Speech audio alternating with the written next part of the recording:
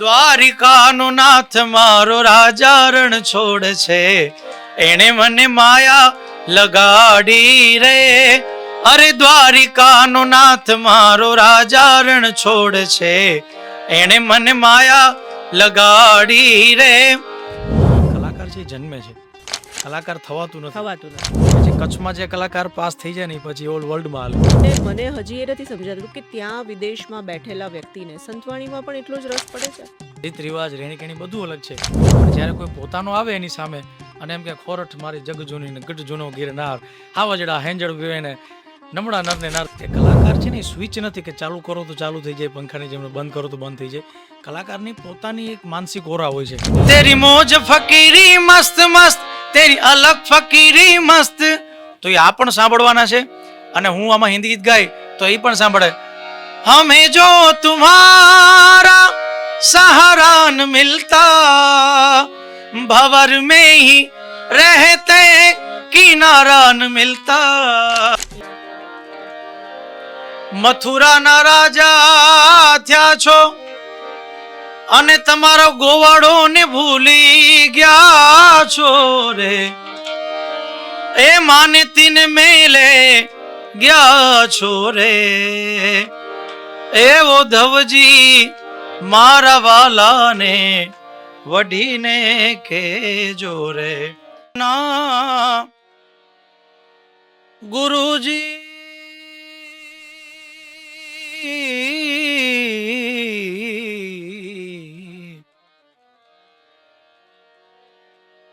ગુરુ તારો પાર ન પાયો, એ સદગુરુ તારો પાર ન પાયો, એ ન પાયો, એ ન પાયો.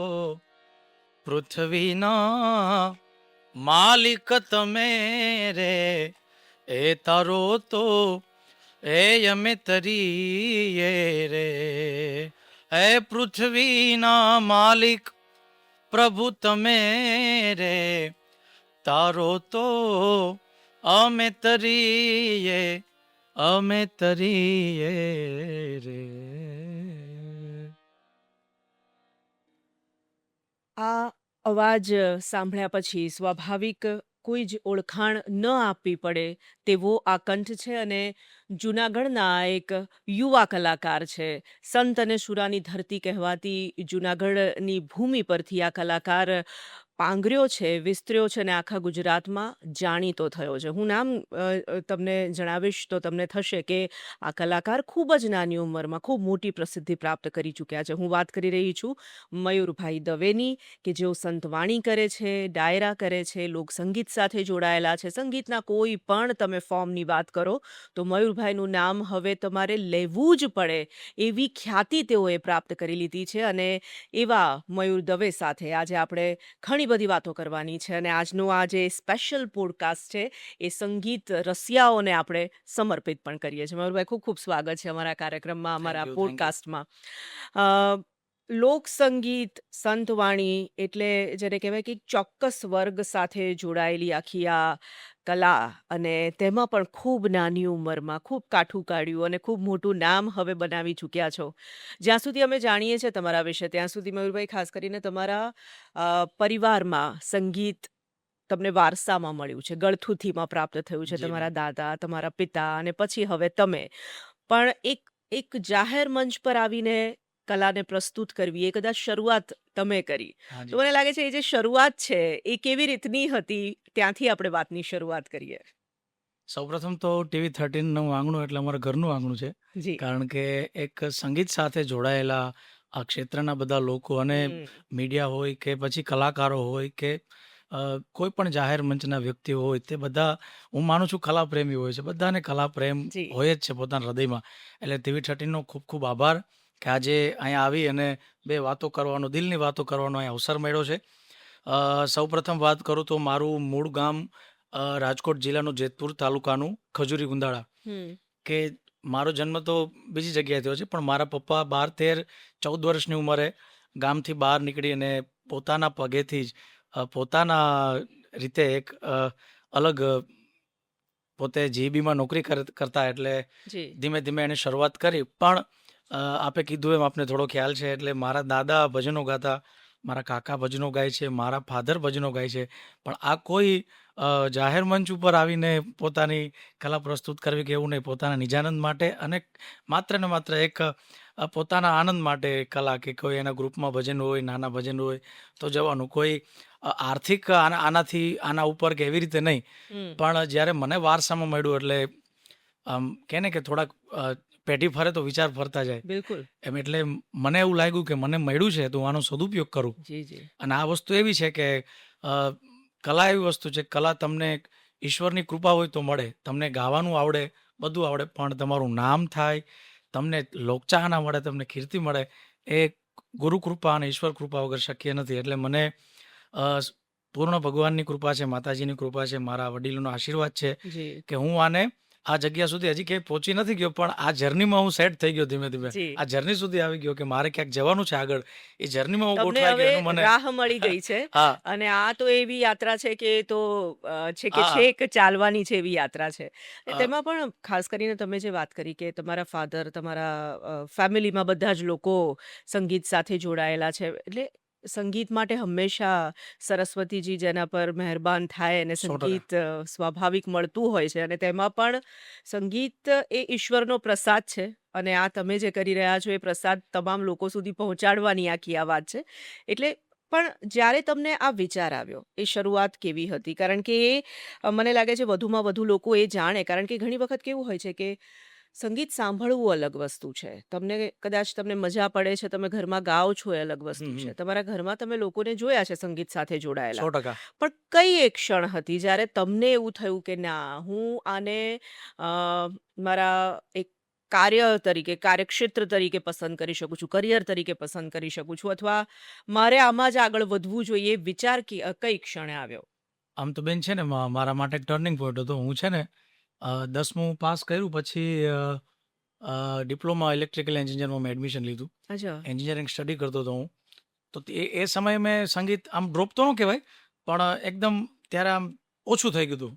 સંગીત ઉપર મારું ધ્યાન ઓછું એટલે એ થઈ ગયું વખતે હતું. પદ્ધતિસર તાલીમ લેતા આપ? ના, કંઈ નહીં. કઈ નહીં, ત્યાં સુધી કશું જ નહીં. એની પછી મેં અચ્છા. પદ્ધતિસર તાલીમ નથી લીધી આની. ઓકે. આ માત્ર ને માત્ર પ્રભુ કૃપાથી અને મને જે વારસામાં મળ્યું છે એને મેં ક્યાં કેળવ્યું વાત છે હે! મારી વાહ રીતે. વાહ વાહ! અને અમારા ગુણીજનો, જે મહાન કલાકારો છે અમારી લાઈનના, અમારી દુનિયાના, પૂજ્ય નારાયણ બાપુથી લઈને અત્યાર સુધીના બધા, બિલકુલ. કીર્તિભાઈ સુધી, એ બધાને સાંભળીને થોડું થોડું બધામાંથી સાંભળી અને મેં સંગીતને કેળવ્યું છે. તો હું 10મું ભણતો પછી ઇલેક્ટ્રિકલ એન્જિનિયરિંગમાં મેં સ્ટડી કર્યું. હમ ત્યારબાદ ઇલેક્ટ્રિકલ એન્જિનિયરિંગ મારું ચાલુ હતું. એ સમયે હું ભાગવત સપ્તાહમાં જતો. અચ્છા. એટલે મેં લગભગ 50 ભાગવત સપ્તાહમાં હાર્મોનિયમ કથાવાચક હોય એમની સાથે સંગત, હાર્મોનિયમ સંગતમાં હું જાતો. અચ્છા. મેં 45 થી 50 ભાગવત સપ્તાહ, શિવ પુરાણ, દેવ ભાગવત એમાં હું જાતો. એટલે એ સમયે ત્યારે આમ મને મારું સ્ટેન્ડ ક્લિયર નહોતું કે હમ મારે આ કરવાનું છે કે એન્જિનિયરિંગ કરવાનું છે કે મારે, કારણ કે કથા લાઈન પણ અમારામાં અલગ છે. હા, છે સંગીતની લાઈન જ અમારી, બિલકુલ. પણ કથા લાઈન અલગ છે. એમાંથી બહાર નીકળવું હોય તો તમારે પોતાને સોલો પરફોર્મન્સ તરીકે થોડું એસ્ટાબ્લિશ થવું પડે, હમ એવું હતું. એટલે હું ત્યારે આમ કંઈ એવો વિચાર નહોતા, પણ એન્જિનિયરિંગમાં ગયો ત્યારે ભણવામાં એટલું ધ્યાન પડ્યું નહીં આપણાથી. હા. મતલબ પ્રયત્નો ખૂબ કર્યા, પણ એટલું જી. બધું પછી મને એમ થયું કે આપણે ભગવાને આ દીધું છે. તો પછી કથા ક્ષેત્રમાંથી ધીમે ધીમે મેં મારા પોતાના અ, એકલાના નાના નાના કાર્યક્રમો શરૂ કર્યા. હમ એકદમ નાના નાના, કે ધૂન હોય તો હું ધૂનમાં એકલો ગાવા જાઉં. એટલા માટે કે હું એકલો, મારું દેખાવું જોઈએ, હું એકલો છું. હવે હમ કથામાં હું જાતો ત્યારે કોઈની પાછળ મારે ઝીલાવાનું હોય ખાલી. હા હા ત્યારે હું હા. આગળ મેઇન સિંગર તરીકે ન હોય. યસ. પણ પછી અમારે જુનાગઢમાં એક સનાતન ધૂન મંડળ હતું. તો શરૂઆતમાં હું એમના સાથે બહુ ગયો ધૂન મંડળમાં, ખાલી ધૂન ગાવા, કે હું પોતે મયુર એકલો ગાઉં છું એવી રીતે, એ જાહેર કરવા માટે. પોતાની જાતને હા. પ્રસ્થાપિત કરવાનો પ્રયાસ અને કર્યો. એની પહેલા હું મારા 4-5મા ધોરણની વાત કરું તો ત્યારે મારા પપ્પા ભેગો ભજનમાં જતો. હં. મારા ફાધર ભજનમાં જતા આજુબાજુના ગામડામાં, ત્યારે જુનાગઢ જિલ્લાના. તો ત્યારે એની સાથે કોઈનું અવસાન થઈ ગયું હોય તો એની પાછળ ક્રિયાના ભજનો હોય. તો મારા પપ્પાએ મોસ્ટ ઓફ ભજનો ક્રિયાના કર્યા છે, કોકની પાછળ ભજન બહુ કર્યા છે. અચ્છા. તો હું જાતો ત્યારે, તો મારો સમય એવો હોય કે પપ્પા 12-1 વાગ્યા સુધી ગાતા હોય તો હું સૂઈ ગયો હોય 12-1 વાગ્યા સુધી. પછી મને 12:30-1 વાગે જગાડે કે તું ગાઈ લે. એટલે હું 2 ભજન ગાઈ, અચ્છા. પાછો સૂઈ જાઉં, સવારે સ્કૂલ જવાનું હોય. એટલે એવી રીતે મારી શરૂઆત થઈ છે. પણ એક્ઝેક્ટ મારી શરૂઆત કે મને એમ થયું કે મારે આ લાઈનમાં આગળ વધવું છે, મારે પોતાને આમાં એસ્ટાબ્લિશ થવું છે. તો એ ડિપ્લોમા એન્જિનિયરિંગ કરતો હતો એ સમયે, આઈ થિંક 2012-13 આજુબાજુ 13-14 આજુબાજુ મેં પોતાના કાર્યક્રમો એકલાય ચાલુ કરી દીધા ધીમે ધીમે. હમ. ત્યારથી અવિરત આ જર્ની ધીમે ધીમે સંતોના માતા પિતાના આશીર્વાદથી અને મારા ઘરમાં આ માહોલ છે એટલે મારે આમ બીજે ક્યાંયથી સપોર્ટની જરૂર નહોતી. બિલકુલ. મતલબ સપોર્ટ મીન્સ કે માનસિક સપોર્ટ મને મારા ઘરથી જ મળી રહેતો ખૂબ. હા. કે હું મારા મમ્મી પપ્પા બધા ભજનના શોખીન. ઇવન અત્યારે મારા વાઈફ છે તો એ પણ એટલા શોખીન છે ભજનના. વાહ. એટલે એમ ઘરમાંથી જ મને આનો સપોર્ટ ખૂબ મને બેઝ વાતાવરણ મળ્યું આખું છે. હા સંગીતમય ઘરમાં જ છે. તમે કીધું કે તમારા ફાધરની સાથે ભજનો તમે ગાવા જતા, હા જ્યારે સ્ટેજ પર સૂઈ પણ જતા અને હા વચ્ચે 2 ભજન ગાઈ લીધા પછી પાછા સૂઈ ગયા. જી બહુ જ જેને કહેવાય કે એકદમ નાનકડી શરૂઆત પણ બહુ મજબૂત તમારી શરૂઆત એ રીતે થઈ. તમારી પાસેથી ઘણા બધા તમે ભજન ગાઓ છો, તમે લોકગીતો ગાઓ છો, એ બધું તો સાંભળવું જ છે. હમ પણ મને લાગે છે દર્શકોને એ સંભળાવો જ્યારે બહુ નાના હતા, ત્યારે હા શું ગાતા તમે? એ મને લાગે છે એકાદ આપણે એક સંભળાવીએ. એક એક ભજન છે કે જી. અત્યારે બહુ ઓછું ગવાય છે હા, અને મેં શરૂઆતમાં મારા પપ્પાએ મને શીખવાડ્યું હતું એકવાર. હા. અને પૂજ્ય નારાયણ સ્વામી નારાયણ બાપુ આ ભજન ખૂબ ગાતા.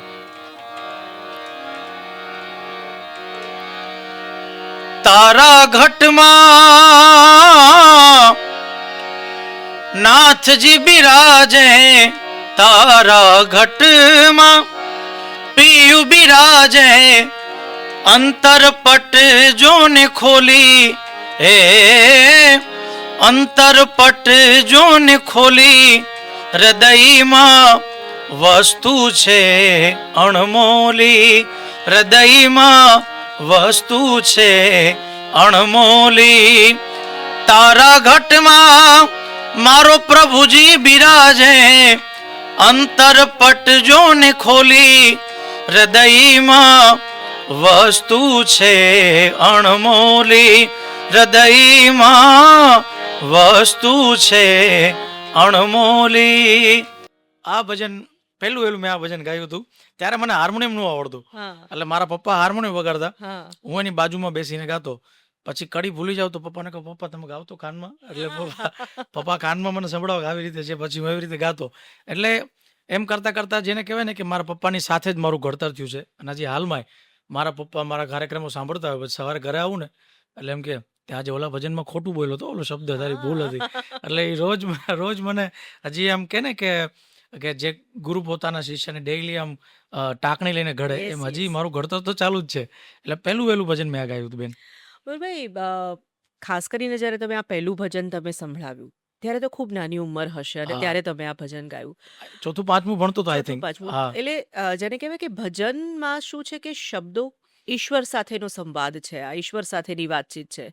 તો એ જે ભાષા હોય, હમ એ જે પ્રસ્તુતિ હોય, જે રજૂઆત હોય, એ ખૂબ નાની ઉંમરમાં સમજવી તો મુશ્કેલ છે. 100%. એ વખતે જ્યારે તમે ગાતા, કારણ કે હા આ તમે અત્યારે જે ભજન સંભળાવ્યું છે, કદાચ આજની જે જનરેશન છે એ સાંભળે તો એને 2 વાર સાંભળવું પડે હા કે આમાં શું કહેવા માંગી રહ્યા છે. તો એ વખતે સમજાતું કે એ પણ વખતે પણ એ વખતે એમાં એવું હતું કે મને મને મેં તમને પહેલા કીધું એમ કે ભજન મને બ્લડમાં આવેલું છે. હમ, એટલે કોઈ પણ ભજન હોય ને તો આમ એનો અર્થ ના સમજાય, પણ આમ ઉપર છેલ્લું જેને કહેવાય ને કે આમ બેઝિક વસ્તુ ખબર હોય હમ, કે તારા ઘટમાં પીયુ બિરાજે. તો પહેલા મને પીયુનો શબ્દ ખબર નહોતી. હા, તો આમાં ભજનમાં ઓરિજિનલ શબ્દ એવો છે કે તારા ઘટમાં પીયુ બિરાજે, હા, અંતરપટ જોને ખોલી.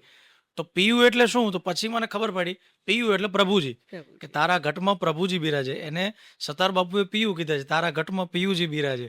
એટલે એમ હરેક શબ્દનું મને અર્થ ત્યારે ઓછી ખબર હોય, પણ મને બેઝિક ખબર હોય કે કેવા એ માગે છે કે તમારા ઘટમાં જ ઈશ્વર છે. એટલી હા, મને ખબર હતી કે એ ભજનનો અર્થ આવો છે. એટલે ત્યારથી જ મેં કીધું ને કે ત્યારથી જ મારું એકદમ સૂક્ષ્મ ઘડતર ત્યારથી શરૂ થઈ ગયું બિલકુલ. કે હું ભજનને સમજું, એનો અર્થ થોડો ઘણો જાણું, ગાતા સમયે એ ભાવ આવે એવી આપણે પ્રાર્થના કરીએ કે હજી પણ હું ગાઉં.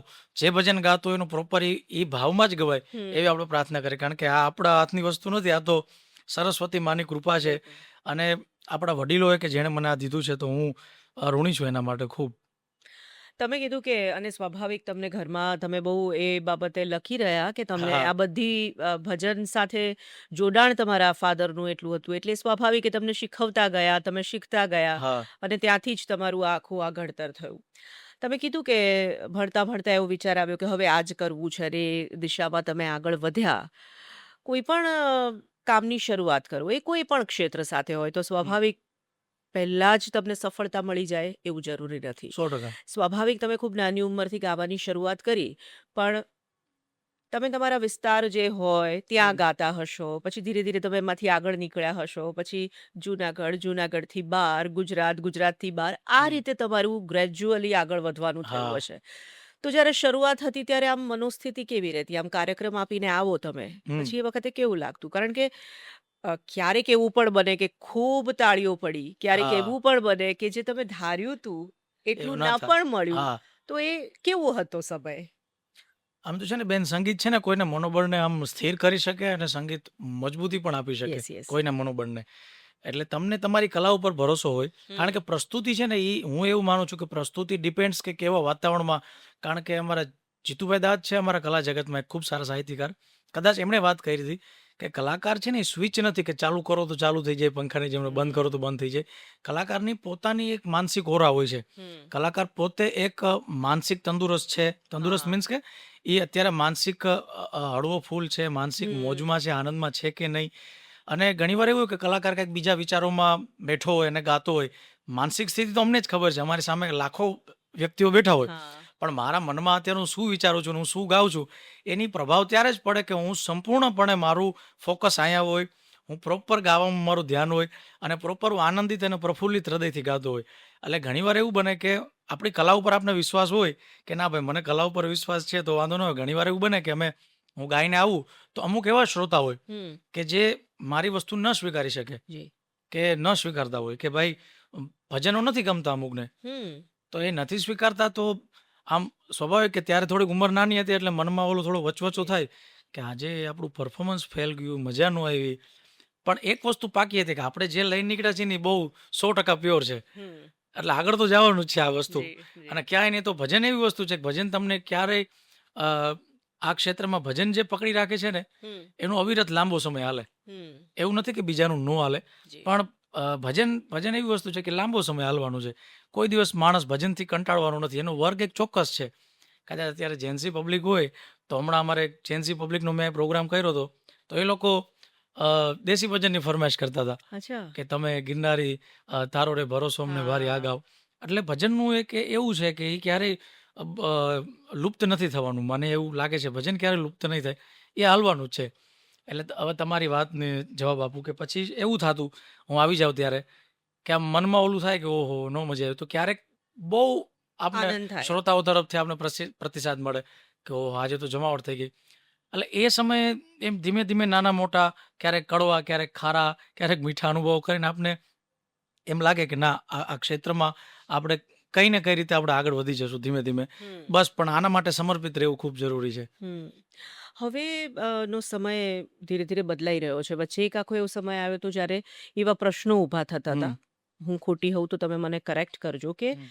એ વખતે એવું હતું કે ગુજરાતી ભાષાને લઈને પણ આપણે હંમેશા સાંભળ્યું છે ગુજરાતી ભાષા હવે સાચું કોઈ બોલતું નથી. ગુજરાતી હમ. ભાષા લોકોને બહુ ફાવતી નથી. હા. આ એક બહુ દલીલનો મુદ્દો, ડિબેટનો મુદ્દો રહ્યો છે. હા. એવી જ રીતે ગુજરાતી લોકસંગીતની વાત હોય, ભજનની વાત હોય, સંતવાણીની વાત હોય, ઇવન ડાયરાની વાત હોય, વચ્ચે એક આખો એવો સમય આવ્યો હતો કે જેની સામે લોકો પ્રશ્ન ઊભો કરતા હતા કે એક ચોક્કસ વર્ગ જશે આ સાંભળવા. હમ. હવે સમય પાછો બદલાયો છે. તમે કીધું કે હવે આજની જે જનરેશન, જેને આપણે જેન ઝી કહીએ હા છીએ, એ હા હા લોકોને પણ ગુજરાતી ખૂબ ગમે છે. 100%. તમે એ લોકોના સોશિયલ મીડિયાને સ્ક્રોલ કરો હા. તો એ લોકોની સ્ટોરીમાં તમને હવે ગુજરાતી ગીતો સાંભળવા મળશે જે વચ્ચે નહોતા મળતા. અત્યારે અત્યારે બેન વર્લ્ડ વાઇડ તમે જોવો ને, યસ.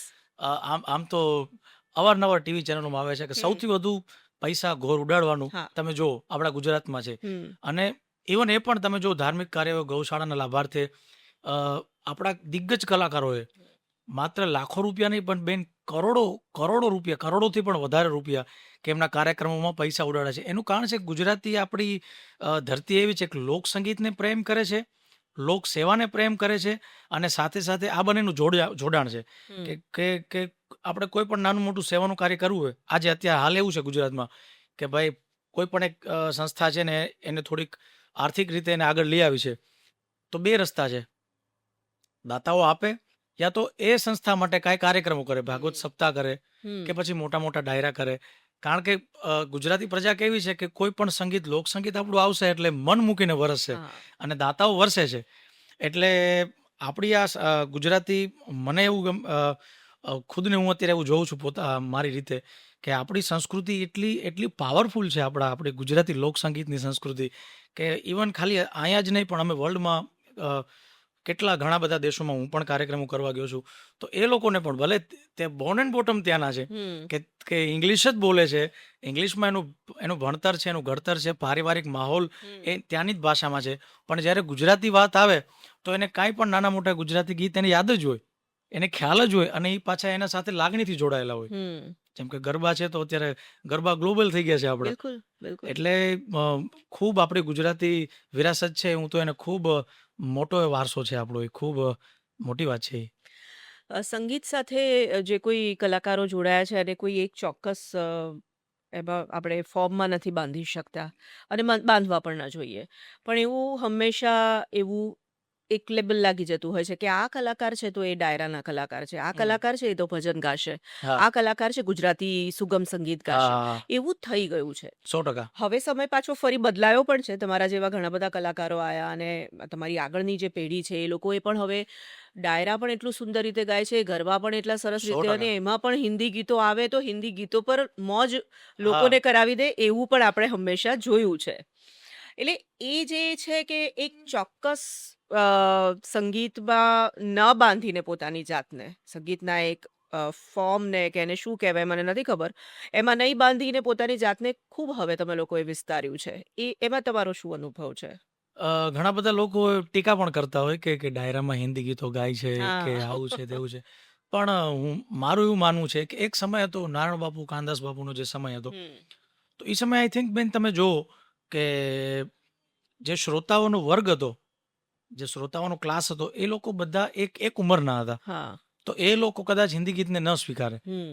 તો એ સમયે નારાયણ બાપુ કે કાનદાસ બાપુ કે આપણા જે કોઈ પણ વડીલ પૂર્વજો હતા ભજનની લાઈનના, તો એ બધા પ્યોર ભજનો ગાયા. પણ હવેનો સમય એવો છે બેન કે અમારી સામે 10 વર્ષથી લઈ અને 75 વર્ષ સુધીના એજના લોકો બેઠા હોય.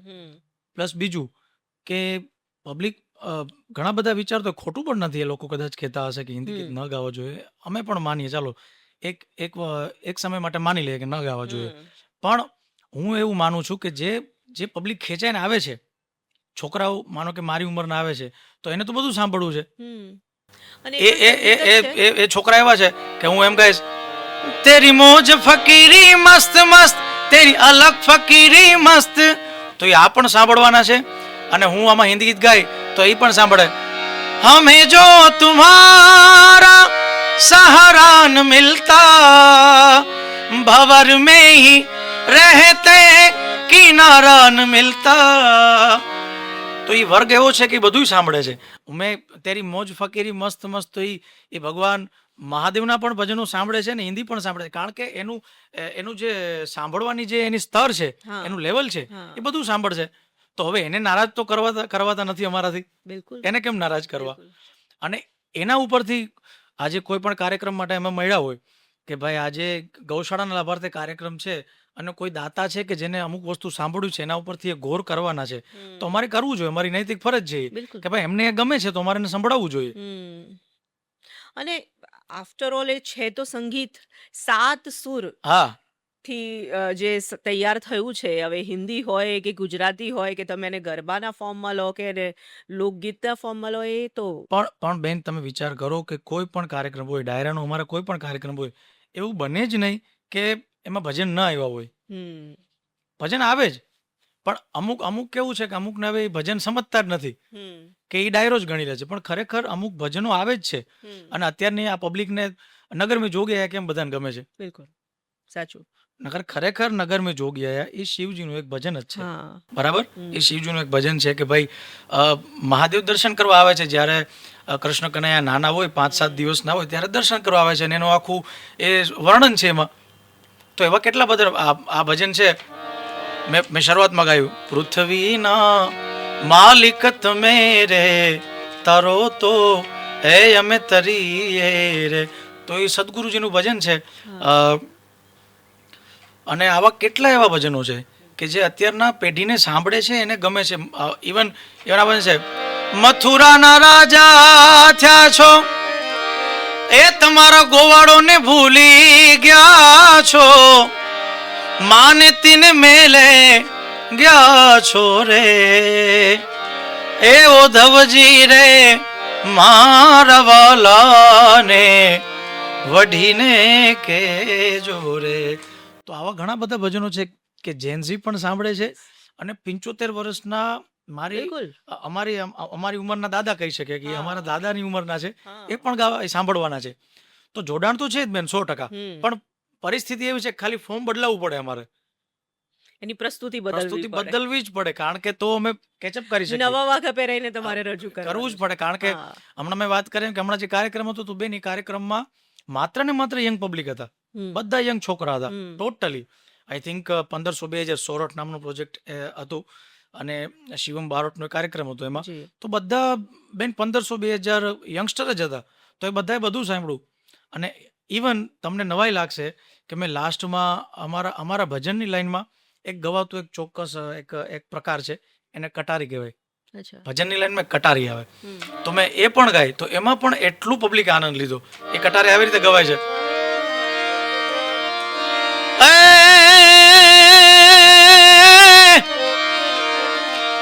એ બેની અમને સાંભળીએ એ લગાડી હો મેરમની ચોધારી લાગી કલેજે કટારી બાયુ અમને મોહને લગાડી રે એ મેરમની ચોધારી લાગી ગઈ કલેજે કટારી. તો મેં આ પણ ત્યાં ગાયું હતું. તો આમાં પણ લોકો એટલી જ મોજ લીધી. ઇવન મેં લોકગીત ગાયા તો એમાં પણ મોજ લીધી.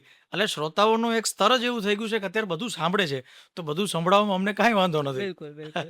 તમે જે વાત કરી, તમે કહ્યું કે આવી રીતે તમારો પ્રવેશ થયો, પછી તો કાર્યક્રમો થવા લાગ્યા. તમે કહ્યું કે ન માત્ર ગુજરાતમાં પરંતુ હમ. તમે ગુજરાતની બહાર પણ, દેશની બહાર પણ ઘણા બધા કાર્યક્રમો કર્યા છે અને ઘણી વખત જવાનું થયું છે. મને લાગે છે દર્શકો સુધી આપણે એ વાત ખાસ કરીને પહોંચાડીએ કે જ્યારે તમે કાર્યક્રમો કરવા જાઓ છો, એક તો આપણા ગુજરાતી સંસ્કૃતિને ઉજાગર કરતી આખી આ વાત છે. લોકગીતો, લોકસંગીતની જ્યારે આપણે વાત કરીએ, ભજનોની વાત કરીએ, તમે સંતવાણી કરો છો એની આપણે વાત કરીએ.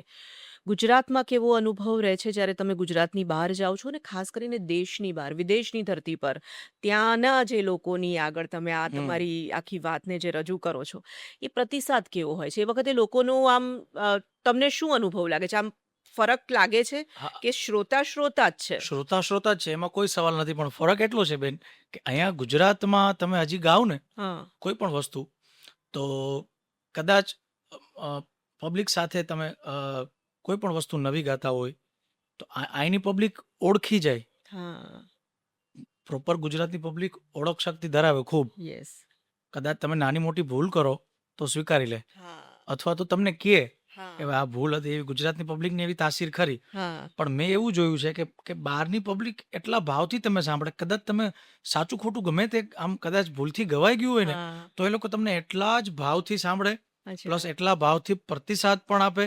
અને સાથે સાથે મને એવું લાગે છે કે ઇન્ડિયામાં તો ઠીક છે, પણ ઇન્ડિયાની બહાર તો એવું છે બેન કે તમે કાંઈ પણ ભીખુદાનભાઈ કહે એમ કે હું કે વાત કરું કે હું બસમાં બેઠો ને પછી હું જાતો તો વિસાવદર, તો એ લોકોને એમ કે વાર્તા કરે છે કે હજી તો મેં વાર્તા શરૂ નથી કરી, પણ એ લોકો એટલા જોઈન્ટ થઈ જાય એની વાત સાથે, એટલા હા. કનેક્ટ થઈ જાય યસ યસ. કે એ લોકો ઇવન ખાલી ગુજરાતી કલાકારનું નામ સાંભળે ને તો એ લોકોને એવું લાગે કે આખું ગુજરાત અહીંયા આવી ગયું. હમ.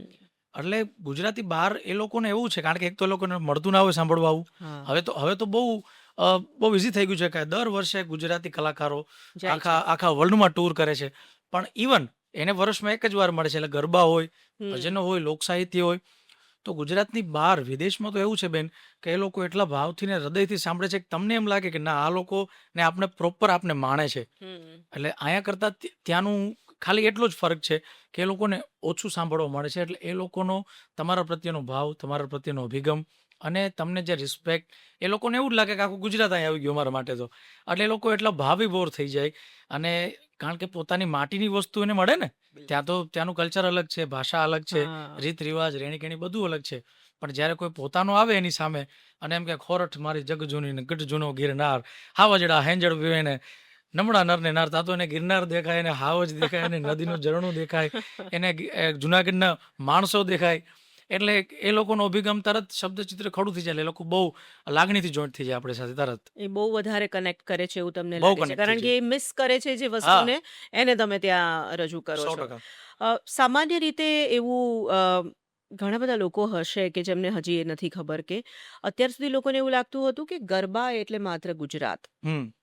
ગુજરાત અને ગરબો એક એક સિક્કાની બે બાજુ જેવું છે ને તમે કહ્યું એમ સ્વાભાવિક હવે ગરબો તો ગ્લોબલ બની ગરબો ચૂક્યો છે ગ્લોબલ જ છે. અને તેમાં પણ હવે ગુજરાત છે ને ગુજરાતની બહાર એટલે કે વિદેશોમાં પણ એટલું બધું હવે ધબકતું થયું છે. તો કોઈ એવો દેશ નહીં હોય કે જ્યાં ગુજરાતીઓ નહીં હોય.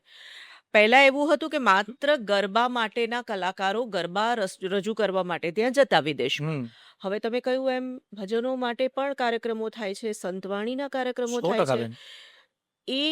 એ શરૂઆત તમને તમને કેવી લાગે છે? કારણ કે મને મને હજી એ નથી સમજાતું કે ત્યાં વિદેશમાં બેઠેલા વ્યક્તિને સંતવાણીમાં પણ એટલો જ રસ પડે છે?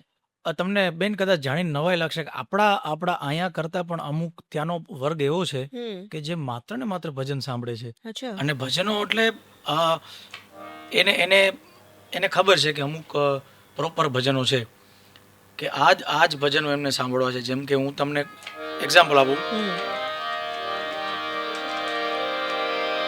એજી વીજળીના ચમકારે મોતીડા પરોવો પાનબાઈ અચાનક અંધારા થાશે. તો એ લોકોને આમ ગંગા સતીનું નામ સાંભળો ને એમની પાસે આપણે એમ વાત કરી કે ગંગા સતીના ભજનો, તો એ લોકો ગંગા સતીના નામનું એમ કહેવા જાવ કે ભાઈ હવે એક ગંગા સતીનું ભજન લઈ, તો એ લોકો તાળીઓથી વધાવે કારણ કે એ લોકો એટલા કનેક્ટ છે. પછી અમુક આપણા રામગીરી પ્રભાતી હતા તો આપણે એજી અખંડ રોજી હરિના હાથમાં વાલો મારો જુએ છે વિચારી દેવારે વાળો રે નથી કાંઈ દુબળો રે ભગવાન નથી રે ભિખારી. તો આવા ભજનો બેન આપણા કરતાં પણ એ લોકો વધારે એની સાથે કનેક્ટ છે.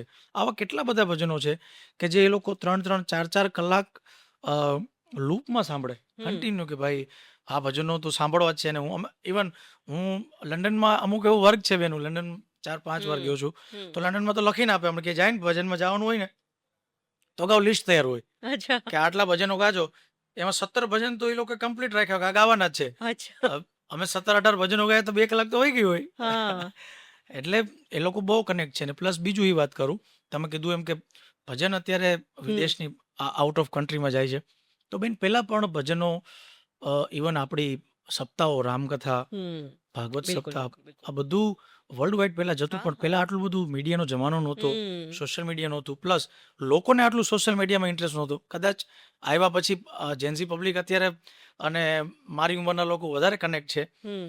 સદુપયોગ ઘણો છે એનો, પ્લસ એના ફાયદા પણ ઘણા બધા છે. જી જી. અમારા કલાકારો માટે, કથાકારો માટે, જાહેર જીવનના લોકો માટે ખૂબ ફાયદા છે. એની સામેના ગેરફાયદા પણ ઘણા છે યંગસ્ટરો માટે, હમ. સતત આમાં જે ચોઈઠા રહેતા હોય એને.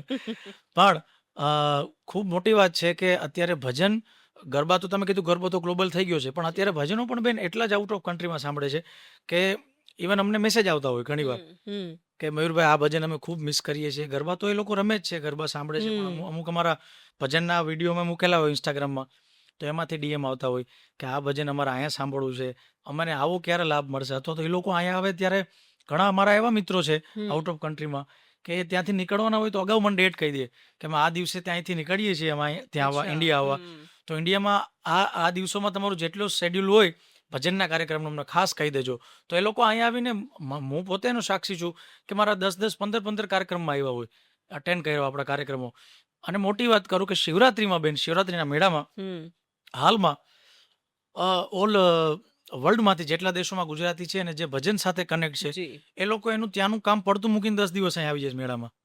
એવા કેટલા તો મારા મિત્રો છે કે જે દર વર્ષે કદાચ એને મોટા મોટા નામ હશે, કરોડોના કામ હશે, અબજોના કામ હશે, મોટા વેપારી હશે, મોટા કામ ધંધા, પણ એ બધું મૂકીને અહીં આવી જાય અને 5 દિવસ ફોન બોન બધું સાઈડમાં, અને માત્ર ને માત્ર ત્યાં કદાચ એ વીવીઆઈપી ટ્રીટમેન્ટ ભોગવતા હશે પણ અહીંયા ધૂળમાં બેસીને ભજન સાંભળતા હોય.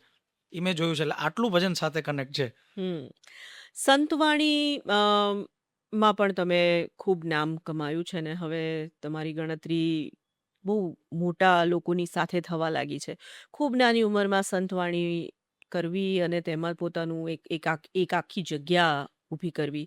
સ્વાભાવિક એ પણ ઈશ્વરની દેન ને તમે એને ખૂબ સરસ રીતે રજૂ કરી રહ્યા છો. પરંતુ એમાં કેવા અનુભવો થાય છે? કારણ કે ઘણી વખત હવે ખૂબ સરસ મજાની એવી વાત કરતા હો તો સામે બેઠેલો વ્યક્તિ હમ. છે એ કદાચ તમારા કરતાં 2 ગણી કે દોઢી ગણી ઉંમરનો વ્યક્તિ બેઠો હોય ને તમે તમારી વાત રજૂ કરતા હો, એ હા, અનુભવો કેવા હોય ઉંમર છે આમ? ઉંમર પ્રમાણે તો ઘણીવાર બોલવામાં ખૂબ ધ્યાન રાખવું પડે બેન, હા. કે હજી આપણી ઉંમર કોઈને ઉપદેશ દેવાની તો નથી જ.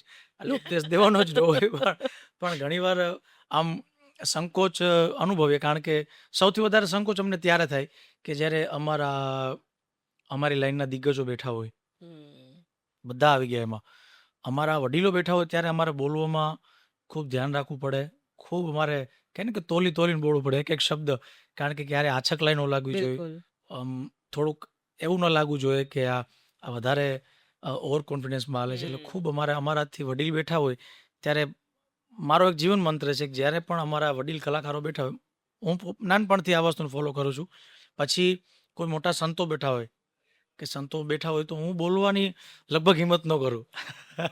બોલવાની હિંમત કરું જ નહીં. આમ બોલું પણ આમ જરૂર પૂરતું કે જોખી આ જોખીને. જોખીને થોડું. કારણ કે અ, બોલવામાં એવું છે કે બોલવામાં છે ને તમારી ભૂલ પડી જાય ને તો એ તમારી આખી ઇમેજ એની સામે આપણે ખરાબ સારા એ પછીની વાત છે. હા. પણ બને ત્યાં સુધી આપણાથી કોઈ વડીલો બેઠા આપણા ક્ષેત્રના, હા. એવું હું માનું છું કે જ્યારે કોઈ પણ, અને હું એક નહીં, કોઈ પણ ક્ષેત્રમાં હોય, અલગ અલગ ક્ષેત્રમાં, કે જ્યારે એના ક્ષેત્રનો કોઈ સિનિયર કે વડીલ કે એનાથી મોટી કક્ષા ધરાવતું વ્યક્તિ બેઠું હોય હમ. તો ત્યારે બને ત્યાં સુધી અમારી લાઈનની વાત એની સામે ઓછી કરવી. કે હું ગાવાની વાત એની સામે અમારી લાઈનના કોઈ વ્યક્તિ બેઠા હોય હા. તો કોઈ એવી વાત ન કરું. ગાઈ લેવાનું, ગાઈને બેસી જવાનું શાંતિથી. બને ત્યાં સુધી વાત નહીં કરવાની, હમ. ઓછી કરવું એમ. કારણ કે એ એક મર્યાદા છે. એક કોઈ પણ બિઝનેસ હોય કે કોઈ પણ ક્ષેત્ર હોય એનો પ્રોટોકોલ અમારે જાળવવો પડે, અને જાળવવો જ જોઈએ કોઈ પણ કલાકાર હોય. એટલે હું કોઈ કોઈ એવો કાર્યક્રમ છે કે જેમાં તમારે તમારી આ વાતને રજૂ કરવાની હોય, પ્રસ્તુત કરવાની હોય ને કોઈક એવા તમે કહ્યું એમ તમારા સિનિયર જે કલાકારો છે કે હા, પછી કોઈ ગુરુ એવા છે, સંત છે એવા આવીને બેઠા અને તમે થોડા કોન્શિયસ થઈ ગયા હો? એવા તો બેન ઘણી વખત થઈ જાય છે એવું. અચ્છા. એટલે એમાં એવું છે, કોન્શિયસ થવામાં તો માત્ર એવું છે કે એકવાર પૂજ્ય મોરારી બાપુ, જેને હું ખૂબ માનું છું હા. હૃદયથી, હમ. તો બાપુને ત્યાં કાર્યક્રમ હતો. હમ. સંતવાણી એવોર્ડ હોય દર વર્ષે. હમ. અને આઈ થિંક કારતક મહિનાની 11સ કે 7મ તિથિ હા. હોય છે. અને એ દિવસે હર વર્ષે બાપુને ત્યાં સંતવાણી એવોર્ડ હોય. હમ. સંતવાણી એવોર્ડમાં ભજન ક્ષેત્રમાં પછી જે ભજન લખે છે, તો ભજનના રચયિતા અને એક તબલાવાદક, એક બેન્જોવાદક, મંજીરા, આ લોકોને બાપુ અમારી લાઈને સિનિયરોને એક એવોર્ડ આપે, સન્માનિત કરે હા. ચિત્રકૂટ ધામ તરફથી. હમ. અને એમાં બધાને ભજન પ્રસ્તુતિ કરવાની હોય, એક હોય. હમ. તો ક્યારેક અમારો પર ચાન્સ લાગી જાય બાપુની કૃપાથી. હમ. સૌથી અઘરું એ જગ્યાએ, કારણ કે ખુદ મોરારી બાપુ સામે બેઠા હોય. હમ. હવે મારે એક ભજન એક રચના ગાવી હતી, સાધુ હતી. પણ હું આમ પોતે અંદરથી ખૂબ ડરેલો હતો હમ. કે એક તો હું પહેલી વાર ગાતો હતો એ રચના, પ્લસ બાપુ સામે ગાવાની હતી, અને એમાં મારે મારો ભાવ રજૂ કરવાનો હતો. હમ. એટલે હું થોડી વાર માટે કોન્શિયસ થઈ ગયો. પણ ઓલું કહે ને કે પ્રભુ કૃપા હોય, Yes. અને સામે એવો વ્યક્તિ બેઠો છે કે જે તમને નર્વસ ન થવા દે. તો કીર્તિભાઈ પણ હતા, બધા હતા, માયા હતા, ને ઘણા બધા હતા. તો એ લોકોએ બધાએ મેં ચાલુ કર્યું એટલે આપણે દાદ મળે ને, કોઈ પણ વસ્તુમાં દાદ મળે, તમને આમ પ્રોત્સાહન મળે, એટલે પછી હા. તમારામાં કોન્ફિડન્સ આવે. કલાકાર ખીલે પછી. પછી ખીલે. એટલે બાપુએ દાદ આપી એકવાર. હા. એટલે પછી વાંધો ન આવ્યો. પછી હું આમ પાછો આમ થોડોક નોર્મલ થઈ ગયો. નકર મારા હાર્ટબીટ તો 150 પોણા 200 થઈ ગયા હતા.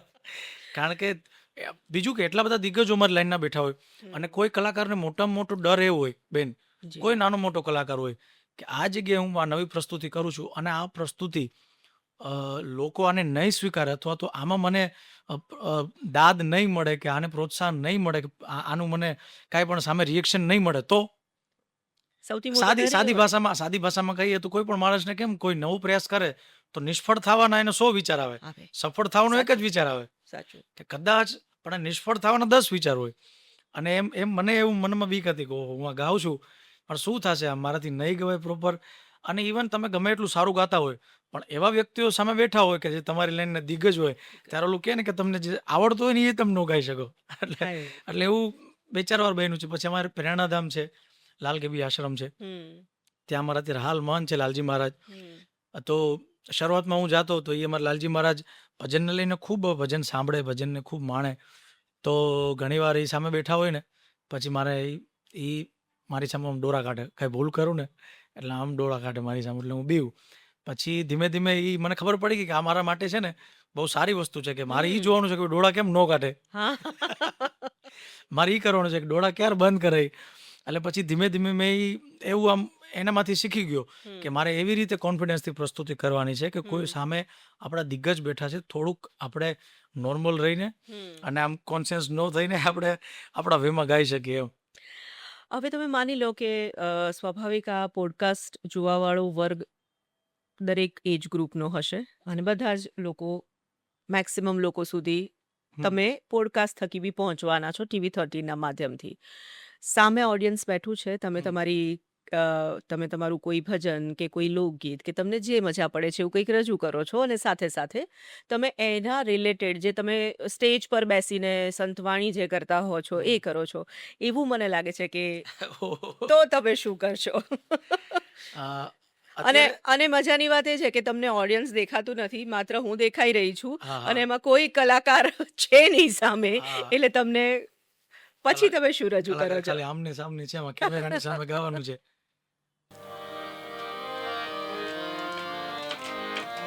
આમ તો કલાકાર માટે એવું હોય છે કે પહેલાં તો એની સામે બેઠેલા શ્રોતાઓ હોય, હમ. અમારે એવું હોય કે જે શ્રોતાઓ બેઠા હોય ને એના ટેસ્ટ, એના મૂડ ઉપર અમારે ગાવાનું હોય હા. કે કેવા મૂડમાં છે, એનો ટેસ્ટ કેવો છે.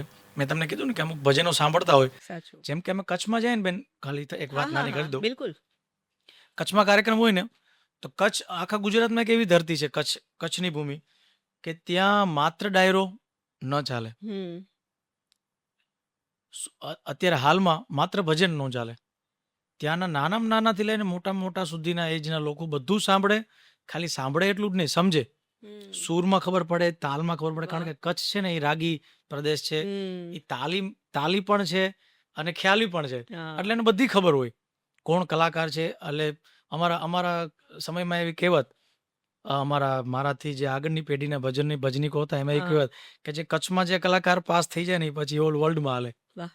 એટલે હજી કચ્છી પ્રજા એવી જ છે કે એ જેને સ્વીકારે હમ. પછી કચ્છમાં જે કલાકાર રેગ્યુલર કાર્યક્રમ કરે એને બીજી જગ્યાએ કાર્યક્રમ કરવા થોડાક ઇઝી લાગે.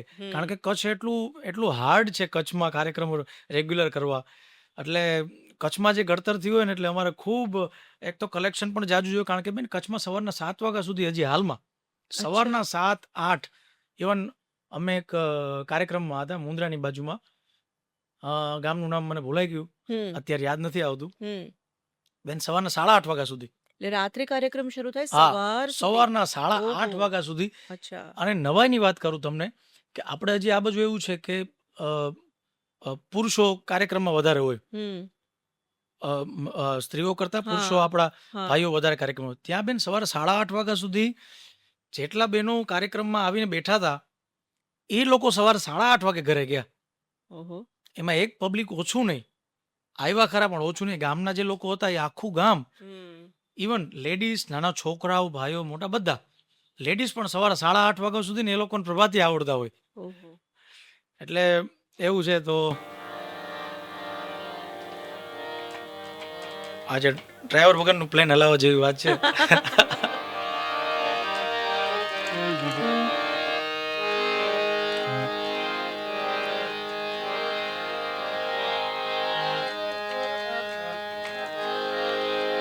હમણાં આમ તો અષાઢી બીજ આવે છે જી જી. એટલે ભગવાન કૃષ્ણ પરમાત્માના એક ભજનથી યાદ કરીએ. ઓ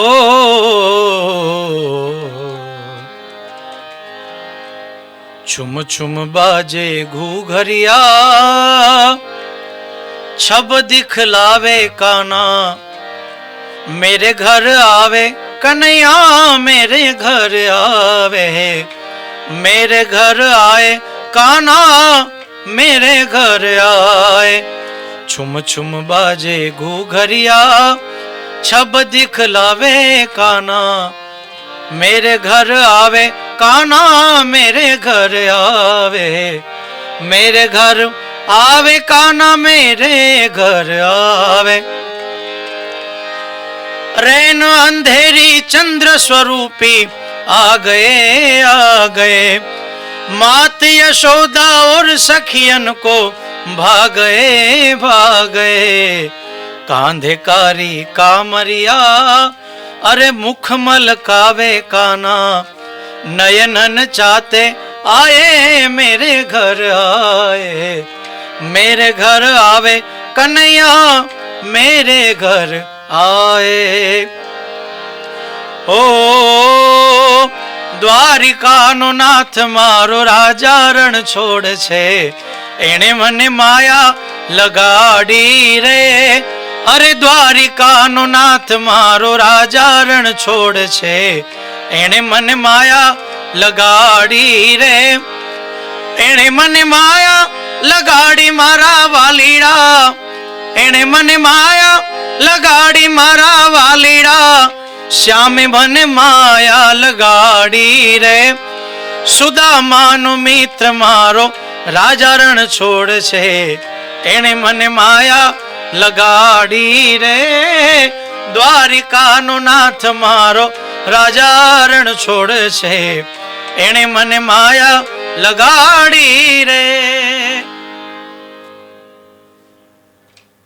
અને હજી તમારે સંતવાણી કરવાની ગાવાની છે, છે, હા. એ પણ તમારે કરવું પડશે.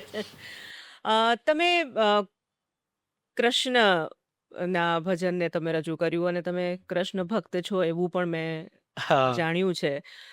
તો સ્વાભાવિક એ કૃષ્ણ તો મને લાગે છે ત્યાં સુધી એ બધાને જ વહાલો લાગે એવો અરે ભગવાન છે અને સ્વાભાવિક એના માટે તો જેટલું કહીએ એટલું ઓછું છે. પણ શા માટે કૃષ્ણ ભક્તિ વધારે તમને સ્પર્શે છે? અ, આમ તો આપણે સનાતની છીએ એટલે આપણે બધા દેવી દેવતાઓનું બિલકુલ, હરેક ધર્મનું પણ આપણે સન્માન કરતા હોઈએ બિલકુલ, છીએ, બિલકુલ.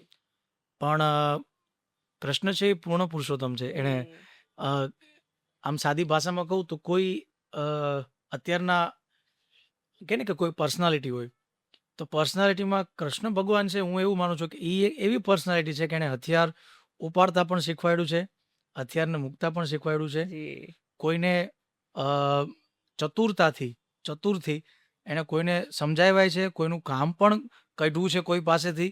અને કૃષ્ણના જીવનમાં મહાપુરુષો પાસેથી આપણે સાંભળેલી વાતો છે કે કૃષ્ણ એક એવા પરમાત્મા, એક પૂર્ણ પુરુષોત્તમ કૃષ્ણ ભગવાન એવા છે કે નાના મોટા હરેક પ્રશ્નના જવાબ, કોઈ સફળ માણસ હોય, કોઈ નિષ્ફળ હોય, કોઈને એમ થાય છે કે હવે જીવનથી હારી ગયા છીએ, પછી કોઈ શૂરવીર હોય કે કોઈ જેને કે ડરપોક માણસ હોય, હરેક માણસ, હરેક વ્યક્તિનો જવાબ કૃષ્ણમાંથી મળે. બિલકુલ. કારણ કે કૃષ્ણે હરેક જીવનના એવા તબક્કા, કારણ કે 12 વર્ષની ઉંમરે 11 વર્ષ ને 52 દિવસ ભગવાન વ્રજમાં રહ્યા અને 12 વર્ષની ઉંમરે પહેલું ભગવાને કાર્ય કર્યું કે અહીં જેને કહેવાય ને કે અસત્યની સામે એણે લડાઈ, પોતાના મામા જ હતા કંસ, તો હમ, મામા કંસ સામે એણે લડાઈ કૃષ્ણ પરમાત્માએ કે ભાઈ ભલે મારા પરિવારનો હોય પણ ખોટો હોય તો હું એની સામે જ છું. એટલે પહેલું ભગવાને શીખવાડ્યું આપને કે કોઈ પણ જગ્યાએ ખોટું થાય છે તો એની સામે તમે અવાજ ઉપાડો. હમ, તમારી ઉંમર મેટર નથી કરતી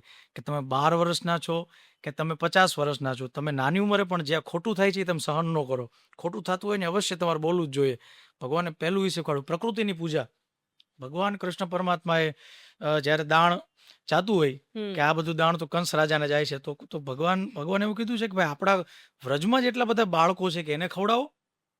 અને પૂજા ખરેખર અ, અ, પ્રકૃતિની એટલે ભગવાન ગોવર્ધનની પૂજા કરાવી કે વૃક્ષો, સાચું. પહાડો, હમ, પશુઓની, ઇવન ગાય માતાની સેવા પહેલી વહેલી આપણે જોઈએ તો તમે વિચાર કરો કે જ્યાંથી પ્રસ્થાપિત થયું ત્યાં આપણે આખી દુનિયાને ખબર પડી કે ગાય માતા આપણે માનીએ છીએ. હમ, તો ભગવાન કૃષ્ણએ વાલી એટલી ગાય હતી, ભગવાન કૃષ્ણ પોતે એટલી ગાયની સેવા કરતા, પોતે હમ. ગોવાળ થઈને રહેતા. એટલે મને કૃષ્ણ પરમાત્મા માટે પ્રેમ એટલે છે કે કૃષ્ણ પરમાત્મામાંથી એક પણ એવો જવાબ ન હોય તમારા જીવનનો નાનો મોટો કે એમાંથી તમને ન મળે.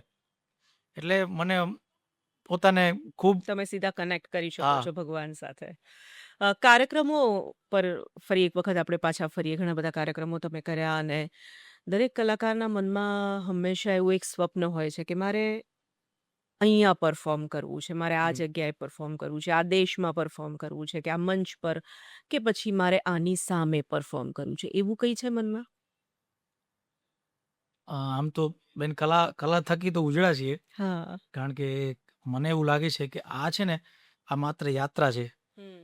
સંગીત છે ને યાત્રા છે, એનું કોઈ ડેસ્ટિનેશન નથી હોતું. હમ. મને એવું લાગે છે કે કોઈ જગ્યાએ પહોંચી ગયા કે એવું નહીં, કારણ કે કલા છે ને અવિરત ચાલુ જ રહેવાની છે. અ, જ્યારે શરૂઆતમાં નાના હોય તો ત્યારે મને આમ થોડાક એવા વિચારો હતા. હું શરૂઆતમાં અ, કીર્તિભાઈને જ્યારે સાંભળતો, કીર્તિદાનભાઈને, તો મનમાં એવું આમ ઓલું હોય કે કીર્તિભાઈ તો કેવું ગાય છે, કેવું એનું નામ છે, કેવા સ્ટેજ ઉપર બેઠા છે, તો એને હું ક્યારે મળું, એને ક્યારે હું એની સામે ગાઈશ, ક્યારે એ મારી બાજુમાં બેઠા હોય, હું ક્યારે નામ રૂબરૂ જોઉં. અ, તો એકવાર ભારતીય આશ્રમમાં શિવરાત્રિમાં કાર્યક્રમ હતો. કીર્તિભાઈ મને ક્યાંક આમ આમ આમ ઇવન કદાચ સાંભળ્યું હશે કદાચ આમ, તો એ પાછળ બેઠા હતા, એને ગાઈ લીધું. પછી મારે એને કોઈને બીજાને ગાવાનું હતું. તો મેં કીર્તિભાઈને કીધું, મેં કીધું ભાઈ, મેં કીધું મારી ઈચ્છા છે, કારણ કે મને છે ને માલકોશ રાગ ખૂબ ભેરવીને માલકોશ અમારામાં રાગ આવે, હા. મને ખૂબ ગમતા. તો મેં ભાઈને એવું કીધું, મેં કીધું મારી ઈચ્છા છે કે તમે મારા હારે ગાઓ ને. તો મને ત્યારે બોધ મળ્યો એ માણસમાંથી, એક મોટામાં મોટો. એના માટે હું આમ ઉંમરમાં ખૂબ નાનો હતો, એની કક્ષાથી ખૂબ નાનો, પણ એણે મારી સાથે જે વર્તન કર્યું, કે એણે એક સેકન્ડનો વિચાર કર્યા વગર મને કીધું કાંઈ વાંધો નહીં, તું ગાવાનું સ્ટાર્ટ કર, હું તારી હારે આવું છું. એટલે તમે જેમ આગળ જાઓ એમ તમારી પહેલી હા. ફરજ એ છે કે તમારી પાછળ જે લાઈન છે ને એને તમારા હાથ પકડવો જોઈએ. વાહ. એટલે એ જ તમને મોટા કરશે. સાચું. હું એવું માનું છું કે તમે જેનો હાથ પકડશો ને એ જ તમને મોટા કરશે. તમે તો મોટા છો જ, પણ તમે હાથ પકડશો ને ઈ તમને 10 ગણા મોટા કરશે. સાચી તમે વાત હાથ છે. પકડશો તો. તો એટલે ત્યારે એણે મને તરત જ કહી દીધું. ઇવન મને ખુદને એવા પણ અનુભવ છે બેન, તમને એ વાત કરું કે 2 દિગ્ગજ કલાકારો બેઠા હોય ને ત્યારે હું બહુ નાનો હતો, મારે ગાવાનું હતું, તો હાર્મોનિયમ નહોતું મારી પાસે. તો એ બેમાંથી એકે મને હાર્મોનિયમ નો આવે કે નહીં ભાઈ મારું હાર્મોનિયમ નહીં. ઓલા કે તમે આપો ને હાર્મોનિયમ તમારું. એમ કરીને 15-20 મિનિટ આમ મારી બગડી, અને પછી ત્યાં જે કોઈ સંત બેઠા હતા એણે કીધું કે ભાઈ આપો છોકરાને હાર્મોનિયમ, નાનો છોકરો ગાય છે તો તમને શું વાંધો છે, ગાવા દ્યો એને. એટલે મને આવા અનુભવ થયા છે. પણ કીર્તિભાઈમાંથી મેં શીખ્યું કે નહીં ભાઈ, એણે એક સેકન્ડનો વિચાર કર્યો ને તરત મારી સાથે એણે ગાયું. એટલે ત્યારે મને મારું એ સપનું હતું કે હું આમના પાસેથી ગાઉં. પછી મારા સંગીત ગુરુ ઘણા બધા છે. પરેશભાઈ વડિયા, કે જે ખૂબ સારું નામ છે. હું શરૂઆતમાં એમને સાંભળતો, અમારી સાથે પારિવારિક નાતો હતો, એટલે એમની પાસેથી પણ ઘણું શીખો છું. પછી કીર્તિભાઈ સાથે ગાયું એટલે પછી મને મને પોતાને એમ થયું કે ઓહો, મને તમે નહીં માનો બેન, એક અઠવાડિયા સુધી નશો રહ્યો હતો મને. કે સાચી વાત છે. મેં તમે કીર્તિભાઈ જેને સાથે ગાયું છે. બિલકુલ આમ અભિમાન તો નહીં, પણ આમ કહેવાય ને કે આમ એક એક આપણી લાઈફમાં આનંદ એ અલગ હોય. આપણી લાઈફમાં એક એવો મોટું એક એવી અચીવમેન્ટ ઘટના હોય બની, એક એવી નવા ઘટના કલાકાર બની. માટે. સાચું. કારણ કે અમારી લાઈનમાં કીર્તિભાઈ અત્યારે આમ કહેવાય ને કે સ્ટારડમ સૌથી વધારે બધા અમારા યંગસ્ટરોમાં પણ, ઇવન ખાલી સ્ટારડમ ભોગવે છે એવું નહીં, પણ એ કલાકારોને સાચવે છે, હમ. સમજાવે છે, અને એને શીખવાડે છે પણ કે કલાકારની લાઈફ કેવી હોવી જોઈએ ને કેમ જીવાય, કેમ રહેવાય, ક્યાં કેવું ગવાય. પછી એવી રીતે ઈચ્છા હતી કે હું બાપુ સામે ક્યારે ગયો, મોરારી બાપુ સામે. તો એની કૃપાથી એ પણ અ, ગુરુ કૃપાથી એ પણ એ સપનું પૂરું થયું. એટલે આવા આવા આવા લોકો સામે ગાઈ લઈએ ને બેન, પછી એક વસ્તુ આવી જાય થોડાક સમય પછી, કે યા તો તમારામાં ધીરજ આવી જાય કે હવે ગાઈ લીધું એની સામે, એણે આપને સાંભળી લીધા. કારણ કે એને તમે શું સંભળાવો, એને શું નથી સાંભળ્યું વિશ્વનું. તમારું સંગીત એને અસર કરે એ તો પછીની વાત છે, પણ તમે એની સામે ગાવા માટે લાયક છો, એ એની કૃપા હોય તો ગવાય, નકર તો આપણે લાયક નથી. કારણ કે એ તો વર્લ્ડના મોટા મોટા સંગીતકારો પૂજ્ય બાપુ સામે ગાયું છે. અને બાપુ નાનામાં નાનો કોઈ રાવળદેવ હોય કે જે ખૂબ કલા એની ખૂબ મોટી છે, હા. વારસો ખૂબ મોટો છે, પણ બાપુ એને એટલા પ્રેમથી સાંભળે. કોઈ રાવણ અથો વગાડવા વાળા હોય, ડાક હા. ડમરૂ વાળા હોય, તો બાપુ એને એ જ સુરતાથી સાંભળે. એટલે આપણે એમની સામે ગાઈ લીધું એમાં આપણા માટે બસ છે કે નહીં ભાઈ, આપણે ગાઈ લીધું બહુ મોટી વાત છે. એટલે આવા પછી પૂજ્ય ભાઈશ્રી સામે મેં ગાયું છે, પૂજ્ય જિગ્નેશ દાદા છે, તો આવા બધા મહાનુભાવોની સામે ગાઈએ એટલે આપણે એમ થાય કે ના ભાઈ, આપણે આપણી લાઈફમાં બીજું કાંઈ તો નહીં, પણ આવા વ્યક્તિઓની સામે બેસીને આપણે આપણી કલા પ્રસ્તુત કરી તો આપણી કલા ધન્ય થઈ ગઈ. બસ હવે સંગીત તો આપણે આગળ લઈ જવાનું છે. આર્થિક તો આવી વસ્તુ છે બેન કે તમને આર્થિક તો મળવાનું જ છે, આમાંથી પૈસા કમાવાના જ છે, પૈસા મળવાના જ છે, પણ આવા વ્યક્તિઓ સામે ગાય એ તમારા માટે મોટા એવોર્ડ છે. હું એવું માનું છું. અમારી લાઈનમાં આવા વ્યક્તિઓ સામે સાથે તમે ગાઓ હમ. એ મોટામાં મોટા એવોર્ડ છે અમારી લાઈનમાં. પહેલા એક એવો સમય હતો આવું ક્રિકેટર્સ માટે બી હંમેશા અમે લોકો આ સવાલ પૂછતા હોઈએ છે ને, અમે સાંભળતા હોઈએ છે ને, આવું સિંગર સાથે પણ છે કે કોઈ ક્રિકેટ રમતું હોય તો કોઈક પૂછે કે તમારો દીકરો શું કરે છે? એટલે કે ક્રિકેટ રમે છે. હા હવે લોકો સ્વીકારતા થયા કે અચ્છા ક્રિકેટ એ એક વ્યવસાય તરીકે પણ ફૂલ ટાઈમ માટે બી હોઈ શકે એમ. હા હા લોકો એમ હા કે ક્રિકેટ તો રમે છે પણ કરે છે શું? એવી જ રીતે સેમ ગાયકો માટે બી હંમેશા તમારો દીકરો શું કરે છે કે દીકરી શું કરે છે? તો કે સરસ ગાય છે, ગાયક છે. હા ગાય તો છે પણ બીજું કરે શું છે શું? હા એટલે લોકો એને આર્થિક એને એને ઉપાર્જન ગણતા આ જ જ નતા એમ હોય, તમારું કરિયર આ હોય એ જો કે હવે લોકો સ્વીકારતા થયા છે અને હવે તો મને લાગે છે કે કલાકારો પણ હવે અ, મને યાદ છે મારે આ વાત અહીંયા ટાંકવી જોઈએ કે કીર્તિભાઈ સાથે હું આવી જ રીતે ઇન્ટરવ્યૂ કરી રહી હતી અને મેં કીર્તિભાઈને પૂછ્યું ત્યારે કીર્તિભાઈએ કીધું કે અ, લોકોને એવું લાગે છે કે કલાકારો બહુ પૈસા કમાય છે, કલાકારો બહુ પૈસા પણ એ પોતાની કલા લોકો સુધી પહોંચાડે છે અને એક એક સવાલ મારો એ પણ છે કે તમારા લોકોનું જે કામ છે એ પ્રકૃતિના આખા સાયકલથી વિરુદ્ધનું છે. તમે રાત્રે જાગો છો, તમે રાત્રે રિયાઝ કરો છો, તમે રાત્રે લોકો સામે પોતાની કલા રજૂ કરો છો. લોકો તો કદાચ 1 કે 2 દિવસ કાર્યક્રમ સાંભળીને બાકી તો રૂટીનમાં રાત્રે સૂઈ હમ. જાય, સવારે કામે જાય. તમારા માટે તો આખું ઊંધું છે ને.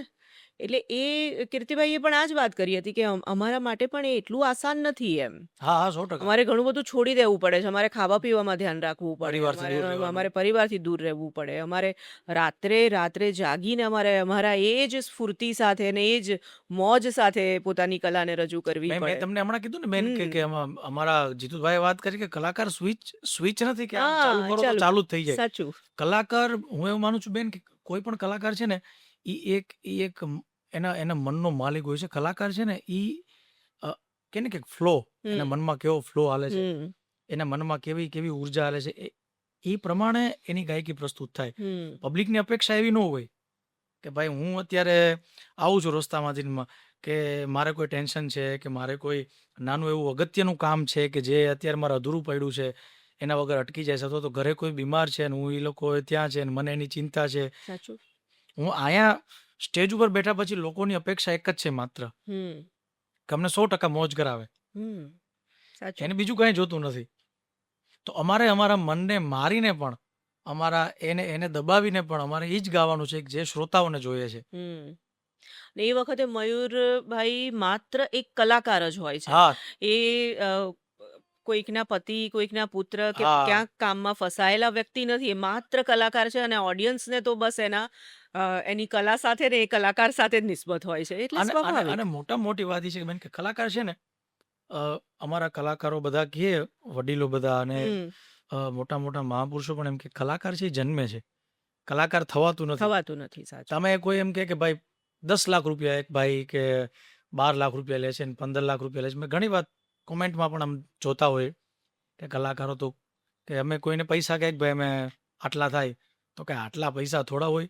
પણ પૈસા ગાવાના નથી. તમે તમે એક વસ્તુ વિચાર કરો કે કે ગુજરાતમાં 5-6 કરોડ જનતા છે, હમ, કલાકાર કેટલા?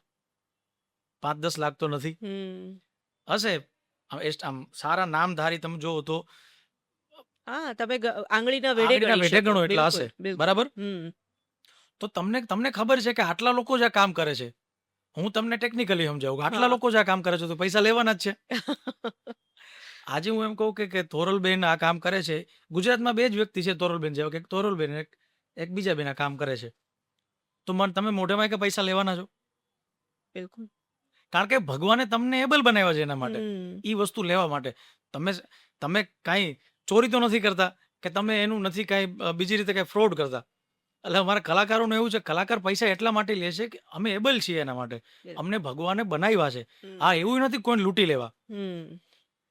અત્યારે તમે કોઈ પણ મોટા કલાકારને જો હું આમ સાક્ષીથી કહી શકું, ખાતરીથી કહી શકું અને 100% કહી શકું કે હજી અમારા દિગ્ગજ કલાકારો ઇવન અમે પણ આવી ગયા બધા નાના હમ. કલાકારો, મોટા કલાકારો બધા કે બધા વર્ષમાં 15, 20, 25 કાર્યક્રમો ફ્રીમાં મફતમાં કરતા જ હશે. હમ. આ કેમેરામેન અત્યારે છે, બીજા હમ. રૂમમાં જે કોઈ પણ સાંભળે છે બધા એના સાક્ષી છે. હમ. અમારી લાઈનના દિગ્ગજ કલાકારો હજી પણ વર્ષમાં 25-30 થી વધારે ઓછા નહીં કહું ફ્રીમાં કાર્યક્રમો કરતા જ હશે કે કોઈ એવું સાધુનું આંગણું છે કાંઈ નથી લેવાનું તો નથી લેતા. હમ. ઇવન હું ભવનાથ હું જ્યાંથી બિલોંગ કરું છું જુનાગઢ ગિરનારથી તો બેન અમારા ગિરનારમાં તો આખું વર્ષ નાના મોટા ભજન ચાલુ જ હોય. કોઈ સાધુના આંગણે હોય, ક્યાંય હોય, વાં હોય, ત્યાં હોય તો અમે નથી લેતા પૈસા. હમ ઇવન અથવા તો એ પ્રેમથી અમને જે આપે એ અમે બક્ષિસ સ્વરૂપે સ્વીકારી લઈએ છીએ. સાચું અમુક જગ્યાએ માત્ર પ્રોફેશનલ ડીલ નથી હોતી કે સાચું માત્ર આર્થિક વ્યવહાર નથી હોતો, બિલકુલ. અમારો પણ કાંઈક અને અંદરની પણ ઈશ્વરે એક તમને કલા આપી છે, હા ઈશ્વરે આપી છે, પણ એને એને તમે ખીલવી છે તો તમે ને તમારા રિયાઝથી, તમારી મહેનતથી, અને સ્વાભાવિક કે એ જ તમારું એક ક્ષેત્ર છે આર્થિક ઉપાર્જનનું, તો વાય નોટ?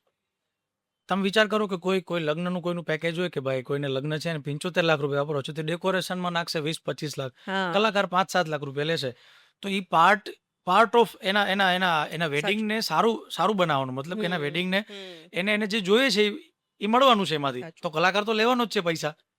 કાંઈ એનું જે ધ્યેય છે એ તો એમાં સાબિત થાય જ છે. હમ એ 20 લાખ રૂપિયા ડેકોરેશનમાં નાખશે તો ઓલો જીવતો જાગતો માણસ છે ને 2-5 રૂપિયા નહીં આપે. સાચી વાત છે. તો એટલા માટે કલાકાર તો પૈસા લે છે, એમાં કંઈ ખોટું નથી. હમ અને પબ્લિક પ્રેમથી અને બહુ આનંદથી આપે છે. હમ. તમારા કલાકારોની, ખાસ કરીને સંગીત સાથે જોડાયેલા કલાકારોની વાત કરીએ તો એક વસ્તુ હંમેશા હમણાંથી જે ઓબ્ઝર્વ, મને લાગે છે બધા દર્શકો પણ એ વાત સાથે સંમત થશે કે પહેલા એવી વાતો સંભળાતી કે એક કલાકારનો કાર્યક્રમ છે તો બીજા કલાકારને નહીં ગમે, એ હા કદાચ થોડુંક ક્રિટિસાઇઝ બી કરશે ને, અને એને એ એટલું નથી શીખ્યા ને હું શીખ્યો છું ને. પણ હવે જે યુનિટી છે ને દેખાઈ રહી છે, 100%. અને કલાકારો હવે તમને એક મંચ પર મોટા કલાકારો બી એક સાથે જોવા મળશે, એની સાથે નવા કલાકારોને પણ એટલું પ્રોત્સાહન, તમે જે કીર્તિભાઈની વાત કરી, કીર્તિદાનની વાત કરી, તો એના પરથી સમજી શકાય છે કે એવું એવું હવે આપણે જોતા થયા છીએ. તમારો પોતાનો શું અનુભવ છે? અમે જે ઓબ્ઝર્વ કરી રહ્યા છે એ આ છે કે હવે એ એકતા, એ યુનિટી, એકબીજાને હાથ પકડીને આગળ લઈ જવાની કે જોડે ચાલવાની જે વૃત્તિ છે એ વધી છે. તમારો અનુભવ શું છે? બેન, મોટી વાત કરું તમને કે કે અમારી લાઈનમાં છે ને, કલાકાર હોય ને કલાકાર, એને કોઈ સામાન્ય શ્રોતા દાદ આપે હમ હાથ ઊંચો કરીને કે વાહ ક્યાં હા બાત કે શું ગાયું ક્યાં હા બાત, અથવા તો એને પ્રોત્સાહિત કરે. પણ નાનામાં નાનો કલાકાર હોય કે મોટો કલાકાર હોય, એ જ્યારે હાથ ઊંચો કરે ને અમારા માટે એ કાર્યક્રમ અમને એમ થાય કે ના, અમારું પરફોર્મન્સ સક્સેસ ગયું છે. કારણ કે છે ને, કલાકારનો હાથ ઊંચો કરવો ને એ મોટી વાત છે, હા એનો હાથ સાચું ઊંચો કરાવવો ને એ બહુ સાચું મોટી વાત છે. સાચું. અને ઇવન અમારા મોટા કલાકારો પણ આ વસ્તુ અનુભવતા હોય હમ કે જ્યારે કોઈ એવા વ્યક્તિઓ એને દાદ આપે હા કે જે અમારી લાઈનમાં જોડાયેલા છે, અમારા સિનિયર છે. કારણ કે એ સિનિયર છે, એણે બધું ગાયેલું છે, એણે બધું અનુભવેલું છે, અમારા કરતાં સારું સાંભળેલું છે, અને અમને દાદ આપે, એનો મતલબ કે અમે સારું ગાયું. હમ એટલે અત્યારના કલાકારો માટે મોટામાં મોટી વસ્તુ એ છે કે અમારા સિનિયરો અમને દાદ આપે. તમે જોજો અત્યારના અ, ભગુડા છે, આપણું સ્ટેજ છે હમ ભગુડામાં, હમ તો ભગુડામાં દર વર્ષે અલગ અલગ કલાકારો હોય, મોટા કલાકારો હોય. જી ઘણા કલાકારોને ત્યાંથી કહેવાય ને કે ચાન્સ મળે. કારણ કે બેન, આખા ગુજરાતમાં સૌથી મોટું ઓડિયન્સ ત્યાં ભેગું થતું હશે આઈ થિંક. સાચું તો ત્યાં બધા કલાકારો જેને રજૂ કરે, તો જે ઇવન મોટા કલાકારો બેઠા હોય એ બધાને દાદ આપે. તો પબ્લિક જોવે કે ભાઈ આજે આજે આજે કોઈ મોટા કલાકાર છે કે ભાઈ માયા હતા બેઠા છે, હમ તો આતા કોઈ કલાકારને દાદ આપે કે વાહ ક્યાં બાત, તો સામેના શ્રોતાઓ પેલા એ નોટિસ કરે કે દાદ કોણે આપી, હા માયાભાઈ. સાચું. ઓલું કે ને કે કોઈનો રેફરન્સ બહુ મોટી વસ્તુ છે, કે હું અને તમને આ દાદ એક હા જાતની હા કે રેફરન્સ, હું તમને બિલકુલ લખી દઉં કે બિલકુલ. ભાઈ ફલાણા મિનિસ્ટરનો રેફરન્સ છે, તો એ તરત એ કામ કે કેમ કે ભાઈ સાદી ભાષામાં કે ભાઈ મોટો રેફરન્સ છે, સારો રેફરન્સ છે. એમ અમારી લાઈનમાં એવું છે કે અમારા મોટા કલાકારો જો કોઈને દાદ આપે, હમ કોઈને હાથ ઊંચો કરે, હમ અથવા તો કોઈની વાતને એપ્રિશિએટ કરે, તો એ કલાકારને તરત જ માર્કેટમાં એક દિશા મળી જાય હમ કે ભાઈ એક વાર 2-4 વાર હાથ ઊંચો કરે એનામાં, પછી કલાકારની એબિલિટી પણ હોવી જરૂરી છે. સાચું. પછી એને માર્કેટમાં કેવી રીતે હાલવું, એનામાં કેટલું કલેક્શન છે, ગાવાની ક્ષમતા કેવી છે, માર્કેટમાં હમ રહેતા, એ અલગ વસ્તુ છે.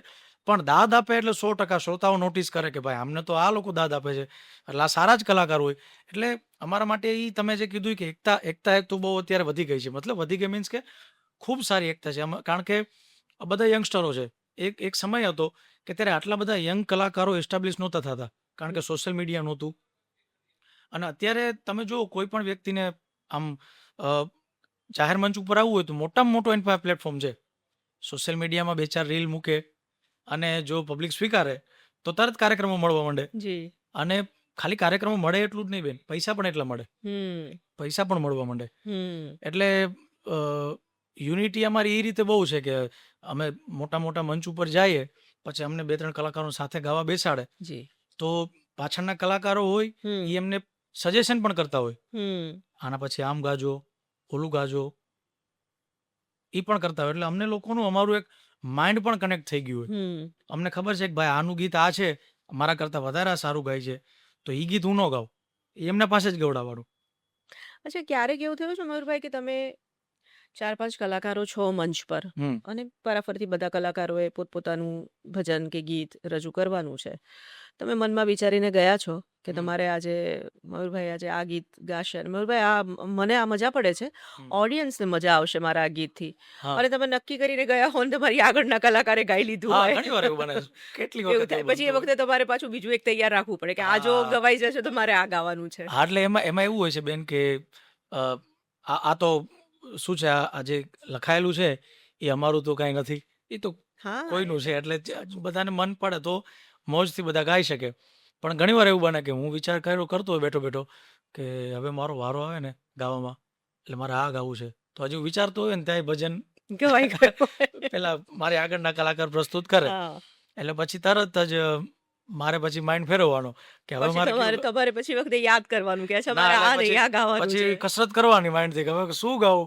કારણ કે કેવું હોય કે આપણે એક તો બહુ આમ જુસ્સાથી વિચારી લીધો કે હવે તો આ જ ગાવું છે મારે, હમ. તો એ જ પ્રસ્તુત થાય. એટલે પછી તરત જ માઇન્ડ રિવર્સ કરીને એના માટે મહેનત કરવાની, કસરત કરવાની. પણ આ છે ને સ્ટેજ એવી વસ્તુ છે બેન કે સાદી ભાષામાં કહો ને તો અમારા લોક સાહિત્યની ભાષામાં કે કાન લાલ થઈ જાય. સ્ટેજ ઉપર તમે આવો ને તો કાનની બૂટ લાલ થઈ જાય. તમારે હાલો બોલવું હોય ને માઇકમાં તોય ન બોલી શકો, કારણ કે એટલી જનતાની વચ્ચે સ્ટેજ ફિયર કહી શકીએ. સાચું. એટલે ખૂબ સ્ટેજ ઉપર આવીને ગાવું, બોલવું, પ્રસ્તુત કરવું અને પ્લસ કોન્ફિડન્સથી ગાવું, બોલવું, આ વસ્તુ બહુ અઘરી છે. હમ. બધા સામાન્ય રીતે કોઈ લોકોને તમે માઇક આપી દો તો એ સ્ટેજ ઉપર પગથિયે ચડતા એને પગ ધ્રુજે. મેં એવાય જોયા છે કે બોલે ખરા કે હમ. કલાકારો તો આમ હોય ને કલાકારો તો તેમ હોય ને, પણ જ્યારે એકચ્યુઅલમાં ક્યારેક એના ઉપર આવે ને કે ભાઈ તું બોલતો 5 મિનિટ, અહીં આવીને ખાલી બે શબ્દ બોલી દે, તો એને પગ ધ્રુજવા માંડે. એટલે ખૂબ અઘરી વસ્તુ છે બેન આ. પણ એ વિચારીને પછી ગાઈ લઈએ, કોક આગળ ગાઈ લીધું હોય તો. હમ. જ્યારે તમે કોઈ પણ ક્ષેત્ર સાથે જોડાયેલા હોય, તમે કલાકાર છો એટલે સ્વાભાવિક તમારું રૂટીન આખું જુદું હોય, જે આપણે હમણાં વાત કરી એ રીતે. પણ એ આખો જે છે ને એક પરિવારનો જ્યારે સપોર્ટ મળે ત્યારે તમે વધારે સારી રીતે એ કામ કરી શકતા હો અને તમે કીધું એમ તમારા ફેમિલીમાં સંગીત સાથે જોડાયેલા એટલે સ્વાભાવિક એ લોકોને ખબર. તમે કીધું તમારા ધર્મપત્ની પણ એ જ રુચિ સાથે આવ્યા છે એટલે હા, સ્વાભાવિક એમણે પણ સ્વીકારી લીધેલી વાત હોય. બાકી એના પણ પ્રશ્નો અલગ હોય. એટલે 100%. એ જે સપોર્ટ ફેમિલીનો મળે છે એના એટલે કારણે કેટલી રિલીફ છે. કોઈ પણ કલાકારને બેન આ ક્ષેત્રમાં આગળ વધવા માટે જે એક કહેવાય ને કે એને માનસિક કોઈનો સપોર્ટ મળે, હમ. માનસિક હેલ્ધી કહેવાય ને જેને, કે ભાઈ મેન્ટલી હેલ્ધી એને સપોર્ટ જોતો હોય ને, તો પહેલું બેઝ છે એનું પરિવાર. હમ. ઘણા કલાકારો મેં એવા જોયા છે અત્યારના કે એનું પરિવાર લાઈક 1% પણ ઇન્વોલ્વ ન હોય સંગીતમાં, હમ.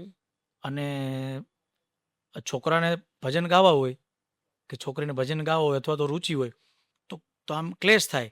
ક્લેશ હમ. કેવો થાય કે ભાઈ ઈ આ રૂટીનથી એકદમ અજાણ છે અને ઇવન એ રૂટીન એને ખબર જ નથી કે કલાકારની લાઈન આવી હોય, રાતે જાગવાની, દિવસે મોડા હોવાની. આવું બધું મેં હમ. બહુ નોટિસ કરતો. પણ મારા માટે કેવું છે કે પહેલેથી જ મારું બેઝ બની ગયું છે એ વસ્તુનું હમ. કે મારા મમ્મી, ઇવન મારી 2 સિસ્ટર છે તો એ લોકો પણ ભજન સંગીત સાથે જોડાયેલા છે.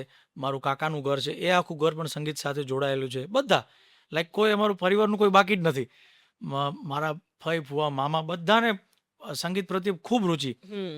એટલે અમારા માટે કોઈ અજાણ નથી. પણ મોટી વસ્તુ છે કે તમારો ફેમિલી સપોર્ટ અને તમે ઘરેથી નીકળો ત્યારે એકદમ હેલ્ધી વાતાવરણ હોય, હમ. માનસિક તમે ફ્રેશ હોવા જોઈએ.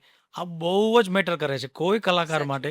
નકર એની અફેક્ટ સ્ટેજ ઉપર દેખાય 1-2 હમ. વર્ષે, 5 વર્ષે એના કરિયરમાં દેખાય. હમ. સાચી વાત છે. ઘણીવાર સારું ગાતા હોય પણ એમ હોય કે ભાઈ ફેમિલીનો પૂરો સપોર્ટ નથી એને, મતલબ કે ફેમિલીનો એટલો સપોર્ટ નથી મળતો એને એ પણ હેન્ડલ કરવું પડે છે, એને બેલેન્સ રાખવું પડે છે. તો એના કરિયરના ગ્રાફમાં દેખાઈ જાય તમને કે આમ છે કે આમ છે, કે ખબર પડી જાય કે હમ. થોડુંક આ માણસ ડિસ્ટર્બ છે.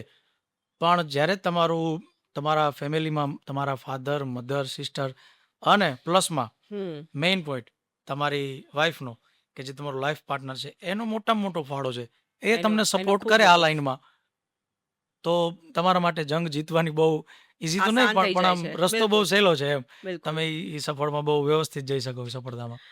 મયુર દવે જો કલાકાર ના હોત અને હમ. સંગીત સાથે જોડાયેલા ના હોત તો શું કરતા હોત? અઘરો પ્રશ્ન છે બહુ. ક્યારે આ, વિચાર્યું છે? વિચાર્યું નથી ને લગભગ વિચારવું નથી. પણ આઈ થિંક ઈશ્વરે સર્જન જ કર્યું છે, એટલે કાંઈ વિચારવા દીધું જ નથી મને કે આના સિવાય શું બનવાનું છે. એ નક્કી જ હતું. કહું છું ને કે ઈશ્વરે સર્જન જ કરી દીધું છે કે આ જ બનવાનું છે. એટલે મેં કદાચ તમને વાત કરું તો હું ઇલેક્ટ્રિકલ એન્જિનિયરિંગમાં હતો ને ત્યારે આમ આમ કે ને વિચારોના વમળ આવતા હોય, વિચારોના બહુ આમ વરસાદ થતી વિચારોને કે હું ઇલેક્ટ્રિકલ એન્જિનિયર છું તો નોકરી કરું, જીબીમાં જાઉં, જી કોઈ કંપનીમાં જાઉં. આમ વિચારો તો બહુ આવતા એવા બધા.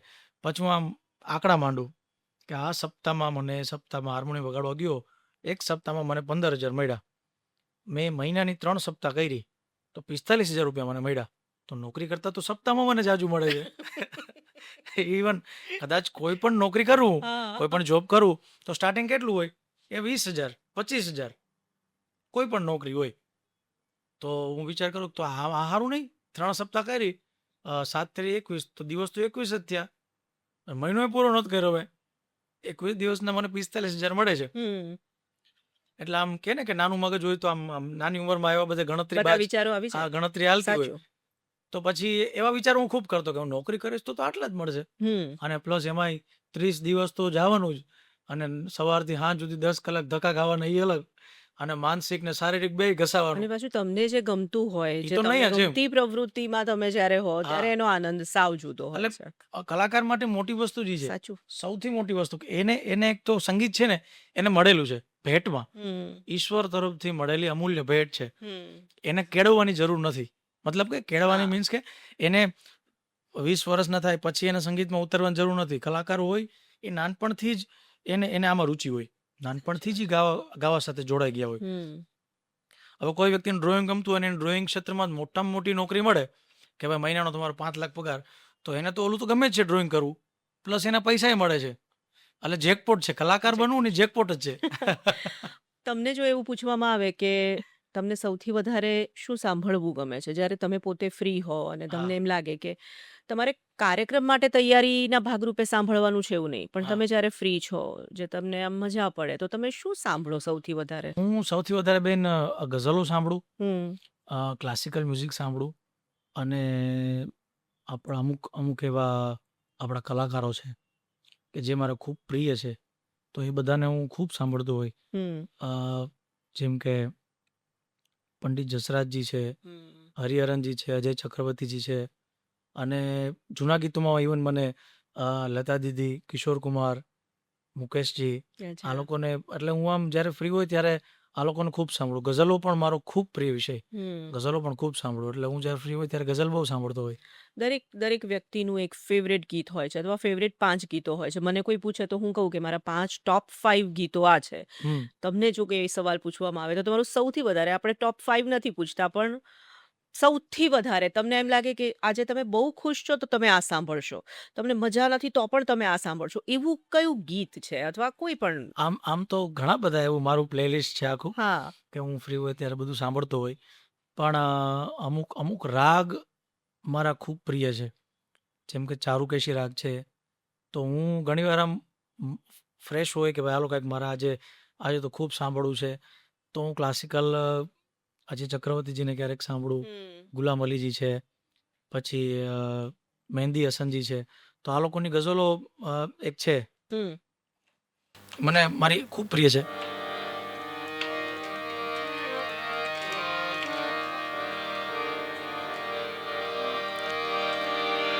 आ फिर से मुझे छोड़ के जाने के लिए आ रंजिश ही सही, दिल ही दुखाने के लिए आ रंजिश ही सही,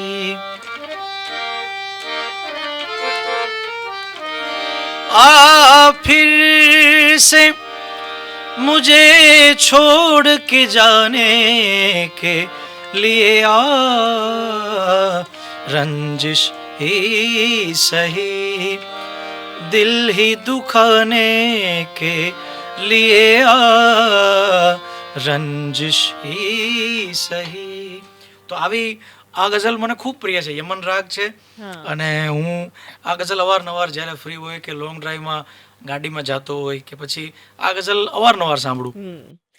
કોઈ કલાકાર માટે મને લાગે છે આ મુશ્કેલ છે સવાલ, પણ છતાં ક્યારેક એવું હોય કે તમે ઘણા બધા કાર્યક્રમો રજૂ કર્યા હોય, કે તમે આલ્બમમાં ગાતા હો, તમે સ્ટેજ પર ગાતા હો, દેશ વિદેશમાં ગાતા હો, પણ હમ. કોઈક એક એવી રચના તમારા ભાગે ઈશ્વર આપે કે એ રચનાથી તમે લોકો સુધી ખૂબ જલ્દી પહોંચી જાઓ, જેને કહે ને આજની ભાષામાં કે વાયરલ થઈ જાઓ તમે લોકો. અચ્છા, આ ગીત તો આમણે હા, ગાયું છે, એવું જો તમારા માટે કહેવું હોય તો એ કયું છે ગીત આમ કે તો છેલ્લા છેલ્લા ભજન કે? દોઢ હા. દોઢ 2 વર્ષ થયા એક ગીત ખૂબ કાર્યક્રમ હોય તો 2 ગીતની ફરમાઈશ મારે અચૂક હમ આવે હમ કે ગાવા ના જ હોય, મારે ફિક્સ જ હોય. હમ અ, એક તો મેં હમણાં ગાયું, હા પાછું ગાઈ દો. હા મથુરાના રાજા થયા છો અને તમારો ગોવાળો ને ભૂલી ગયા છો રે, એ માને તીને મેલે ગયા છો રે, એવો ધવજી મારા વાલાને વઢીને કેજો રે, માને તો મનાવી લેજો રે, એવો ધવજી મારા વાલાને વઢીને કેજો રે. ભાટિયા પાસે ભાટિયા ગામમાં કાર્યક્રમ હતો. હમ દેવભૂમિ દ્વારકાનું ગામ છે. ત્યારે મેં આ ગાયું હતું ગરબામાં અને ત્યારથી લોકોનો ખૂબ પ્રેમ મને મળ્યો છે. એટલે અવારનવાર દ્વારકાધીશનું આ ભજન છેલ્લા 1.5 વર્ષથી તો કન્ટિન્યુ મારે જ્યાં જવાનું થાય ત્યાં આ તો ગાવું આ તો પડે. ગાવાનું. પણ લોકોને આમાં એવું છે કે કોઈ એક લાઈન હિન્ટ થાય ને, એક લાઈન હા પીચ થાય હા તો એમાંથી કોઈ ઓધાજી એમ ના કે મને ગાવા માટે મથુરાના રાજા. હા કારણ કે એ સોંગ મેં સ્ટાર્ટ ત્યાંથી કર્યું હતું તે ગાવાનું ભજન. હમ એટલે એમ કે મથુરાના રાજા ગાજો, એટલે ભજન છે ઓધાજી મારા વાલાને વઢીને કહેજો. હા પણ હવે લોકો ફરમાઈશ એમ કરે કે મથુરાના રાજા, હા ત્યાંથી સ્ટાર્ટ કરજો એમ. એટલે એ લાઈન લોકોએ કેચ કરી. અને એક હું ગિરનારમાં રહું છું એટલે ગિરનારને મારે ગાવો જ જોઈએ.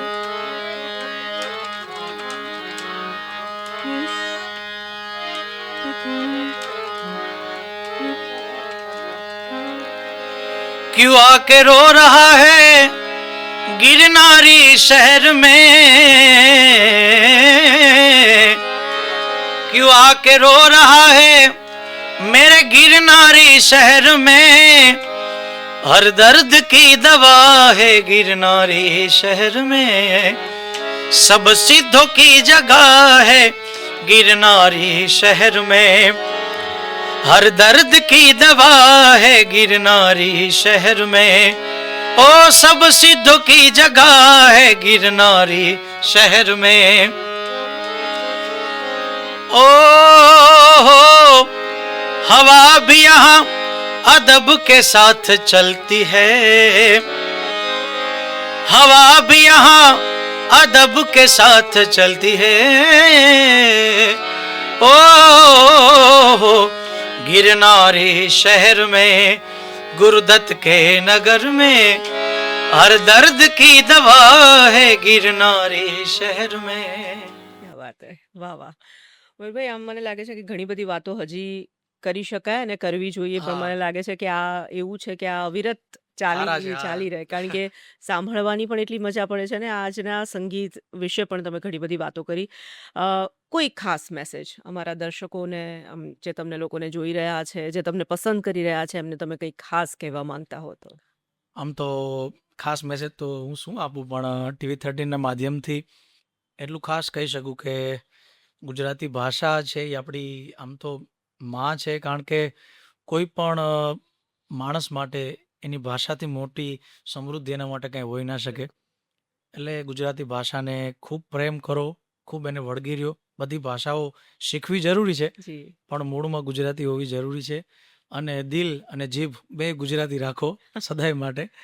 અને સાથે સાથે ગુજરાતી લોક સંગીત આપણો વારસો હમ ખૂબ જાળવી રાખો. અને જેન્ઝી પબ્લિક છે અત્યારે, જેન્ઝી હા છોકરાઓ છે, તો એના માટે પણ એક નાનો મેસેજ કે તમે લોકો અભ્યાસમાં અને અલગ અલગ ક્ષેત્રમાં ખૂબ આગળ વધો છો. પણ એટલું આમ મને કહેવાનું મન થાય, હું ઉપદેશ દેવા માટે નથી, પણ આમ જોઈને એવું છે કે એટલું હું આમ કહી દઉં એક મારા ભાઈઓને, ભાઈ તરીકે આમ ઉપદેશ આપું એવી રીતે નહીં, પણ વ્યસન ખૂબ અત્યારે મોટું જી જેને કહેવાય ને કે દૂષણ છે દૂષણ છે ને જી ખૂબ મોટી આક્રમક વસ્તુ છે. તો વ્યસનથી દૂર રહો. વ્યસન ખરેખર કરવું હોય તો વ્યસન આપણા ગુજરાતી લોકસંગીતનું કરો, ડાયરામાં જાઓ, 500,000 કિલોમીટર કાપીને ડાયરામાં જાઓ, આ વ્યસન કરો. અને લોકો જેને જે કહેવું હોય તે, પણ આ ભજનમાં જાઓ, ડાયરામાં જાઓ, આખી રાત આવું સંગીતને વળગી રહ્યો. કારણ કે સંગીતનો નશો એવો છે બેન જી કે બીજા નશા કદાચ 2, 5, 10 કલાકમાં ઉતરી જાય, પણ આનો નશો તમને સતત આજીવન રહેવાનો છે. હમ અને કોઈ એવા એક સદગુરુના ચરણોમાં રહ્યો કે જ્યાંથી તમારી પોતાની એક લિમિટેશન આવી જાય કે ભાઈ મારો ગુરુ આ છે, મારા મા બાપ આ છે, તો મારે આ ન કરાય. તો એવું એક જગ્યા ધારીને કોઈને આદર્શ બનાવો કે જેના થકી તમે તમારા જીવનનો ઉજ્જવળ કરી શકો. અને બસ અ, દેશ માટે ખૂબ ભાવના રાખો, ભારત દેશ માટે. બસ આવી જ પ્રાર્થના છે. મને લાગે છે તમે જેનઝીને ખાસ ઉપદેશ આપ્યો છે, તો જેનઝી માટે જેનઝીને ગમે એવું કંઈક તમારે બિલકુલ સંભળાવવું છે. જેન્ઝીને તો ખૂબ ગમે છે, પણ હમણાં જ એક હતું, જી સંભળાવી દઉં છેલ્લું.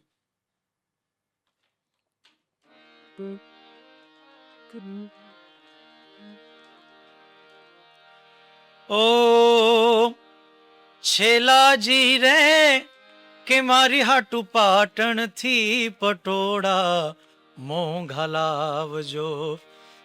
ઓ છેલાજી રે કે મારી હાટુ પાટણથી પટોળા મોંઘા લાવજો.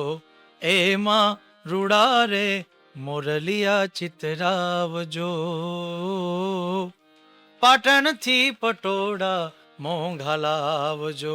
હો છેલાજી રે કે મારી હાટુ પાટણથી પટોળા મોંઘા લાવજો. થેન્ક યુ સો મચ મયુરભાઈ, આપે આટલો સમય અમારા ખૂબ આભાર. માટે કાઢ્યો છે અને આટલી સરસ મજાની તમે વાતો કરી.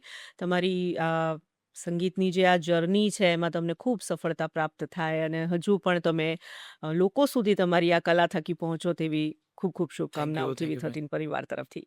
તો મયુર દવે સાથે આપણે વાત કરી રહ્યા હતા. એક ખૂબ જ જેને કહેવાય કે જાણીતા કલાકાર તો તેઓ બની ગયા છે, પરંતુ એક વ્યક્તિ તરીકે પણ કેટલા નમ્ર છે તે આ પોડકાસ્ટ પરથી, આ વાતચીત પરથી તમે સમજી શક્યા હશો ને. એક સાચા કલાકારની કદાચ આ જ એક ઓળખ છે જે તેમનામાં દેખાઈ રહી છે. આવા જ વિશેષ વાર્તાલાપો માટે ફરીથી મળીશું. મને અત્યારે રજા આપશો. નમસ્કાર.